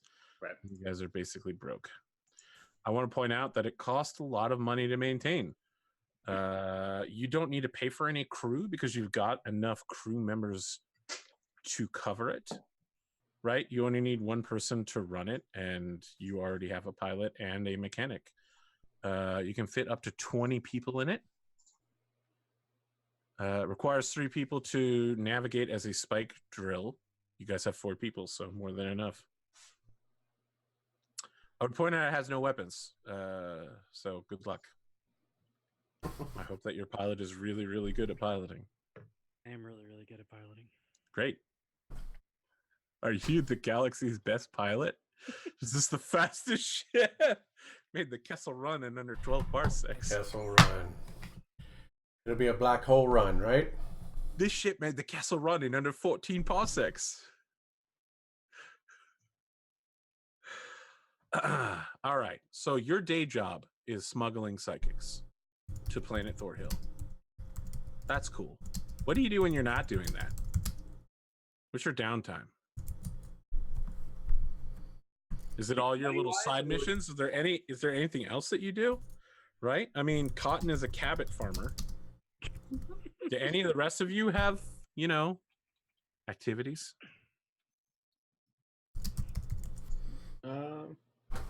Avid movie watcher, Pulp Fiction. Avid movie watcher. Yeah. I'm seeing here that our AI Devi likes to go among normies and eat their food and learn their culture. Right. As well as spare parts collector. Well, you need those spare parts to live. Yeah. Modification. What else? Fortunately, your technician come with some spare parts. Each unit of spare parts costs 50, just in case you didn't see that yet. Planetary Pioneer. Okay. Interesting. So your group doesn't have anybody it answers to. You guys have all come to this humanitarian cause together in search of your own smaller, yet somehow endearing needs, right? Like, yeah, saving psychics, that's great. But some of you are out here to save the universe or find your family, or Connor's is literally just to fucking become an Instagram model, I guess. What's it called? Become a personality on An influencer. An influencer, yeah. media influencer. Connor's like, I want to become a digital influencer. And I'm like, Connor, you're already a streamer. You've already succeeded. Well, I want people to ask me to go to their store and say, this is my favorite store on The Citadel. I'm Commander Kaisuke Skyflare. This is my favorite shop on the Citadel. That's a great question. Who owns the ship? Who's I the was gonna captain? say like we must be funded by some humanitarian group. Are you? Okay, interesting. That's what I would have thought. Like, there's no way we would pick that work first, Afford it just on our because own. it's so difficult compared to other work. They probably gave us some like second-rate ship that they just threw away. Right. Interesting. I mean, there's no such thing as a second-rate ship in this time period. Okay. Even a junk ass ship that can barely make the leap between star systems is 100 million times more valuable than a rocket sled. right? The ability to move people and things and information to another location is so incredibly invaluable that this ship is basically like a god. We could be secretly funded by like people in the Confederacy or Federation rather, or maybe Confederate rebels? People going against the Confederacy? could be something. I don't believe they exist. Yeah. No, I mean we don't know either. We Yeah, actually rodents of unusual size. we don't necessarily monsters. deal with those people, but that's maybe who. So do you have like a shadowy contact who's been providing you with things? Yes. Yeah. What And is that this? could be, I mean, that what is person this could person's either be working for the Gilded Fleet or the Federation. You know, I don't Yeah, know. I mean, who is it? Are they the elusive man? Elusive man? He calls himself Aurora. Aurora. Okay, interesting. I don't know if that's a reference, but I'll go with it. Nope, just made it up. All right, Aurora is your contact. They provided you with your ship. They give you the itinerary. They let you know when there's psychics to pick up, and they pay you for bringing the psychics back. Right. Yeah. So yeah. All right. I think that the first part of this game should be your starship attempting to bullshit their way onto a planet, finding a group of psychics that have a pickup beacon, landing, getting them out of the system, making the jump to Thor Hill sector, and dropping them off. And that'd be a very good way to showcase all of your skills, especially when you get shot at and things are falling off your ship. Yep. Oh no. Okay. Cool. Like Cool. that. As an overall, I, as a GM, feel very attached to this, learning the source of the Scream plot, especially with how grand it is. Yeah, I like that too. So that. I feel like that is going to be the overarching meta plot that drives us. I'm not saying any of the other plots aren't interesting. We'll get to all of them as best of my ability, but I feel like, you know, that is going to be what pushes the show forward is, oh, you know, there's no psychics to pick up right now, and you just got a hot tip that someone uncovered an archive on X planet, and now you got to go pick it up and get it away from everybody else. Good to me. Yeah. Do you have a name for your group, or are you just known as your ship's name, the New Sky? Yeah, the New Sky sound. Okay. All right. Anything else you guys want to add real quick? How long have we known each other? Great question. Probably our first mission together. That sounds good. That's the most dangerous mission. Most Well, dangerous. how do we meet each other? That's my question also. Oh my God, Cotton, you're already drawing art of your character? It's the first round. Okay. Is that on Discord? She sent it to me, but I put it in the... Yeah, it turns out that when Cotton makes art, she sends it to me. Connor, Bearded, Mick. Actually, sorry, Bearded, you actually do send your art on a regular basis. Yeah. Sorry, Connor, Mick. Yeah, Yes. Okay, I'll put that. I'll put it up on the thing. Yes.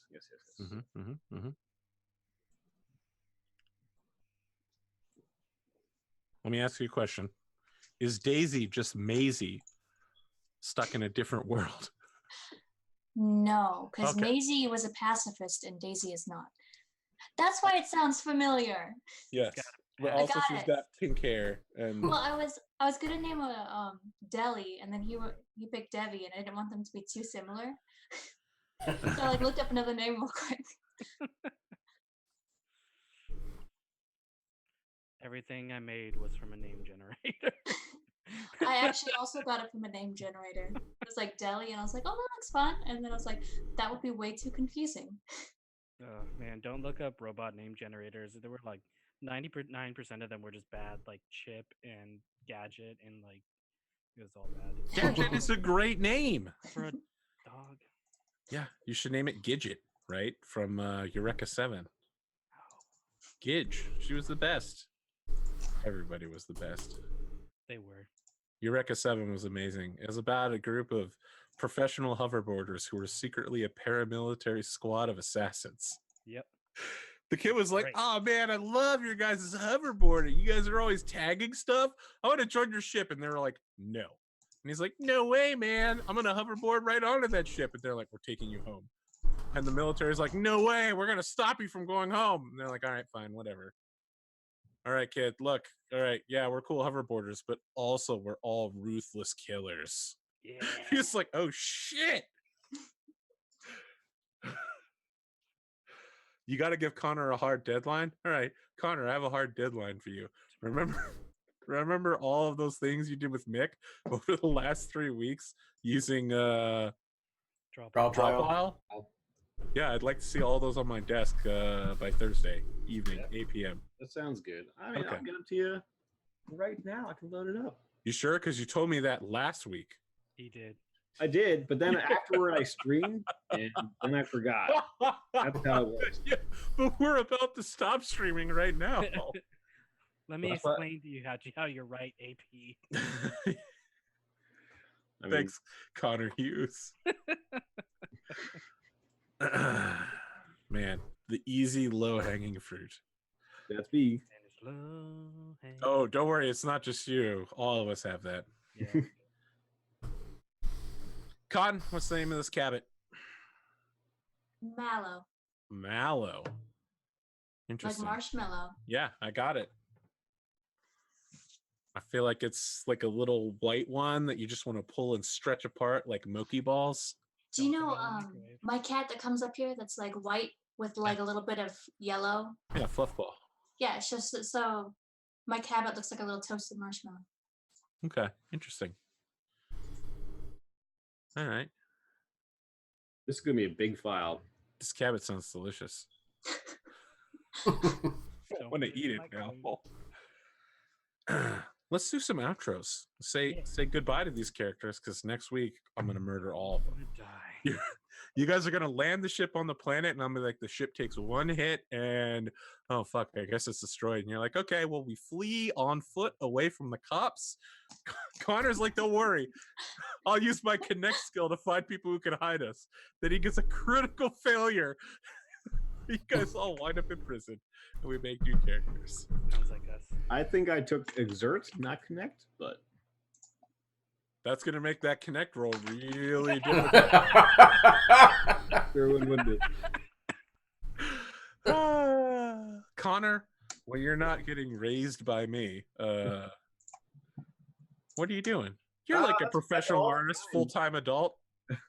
Sorry? I said you're a professional artist and full-time adult. Oh God, I wish. The adulting part is increasingly difficult in terms of taking care of the babies, but that's what I'm doing a lot of days. But also streaming on here on Twitch, and actually this week I'm going to be streaming for the rest of the week, so that's going to be awesome. Very happy to see that, and so yeah, I'll be all around making comics, and yeah, join me then. Shep. How's Everyone, I'm Rob Shep Art. I'll be streaming later today too. I'll be drawing a half-orc bard is my next project. So hope to Does see he you have there. A bagpipe. He will now because I was trying to decide what instrument to give him, so that sounds great. Always the bagpipe. Yep. So yeah, hope to see you then. How about you, Bearded? What are you gonna be doing? I'm gonna be packing and then hopefully moving and then hopefully working on commissions for many peoples that are very kind and ask me to draw things for them. And then also playing this, which will be fun. What about you, Cotton? I feel like you're expecting too much. I doodle and stuff. I will be doing not much.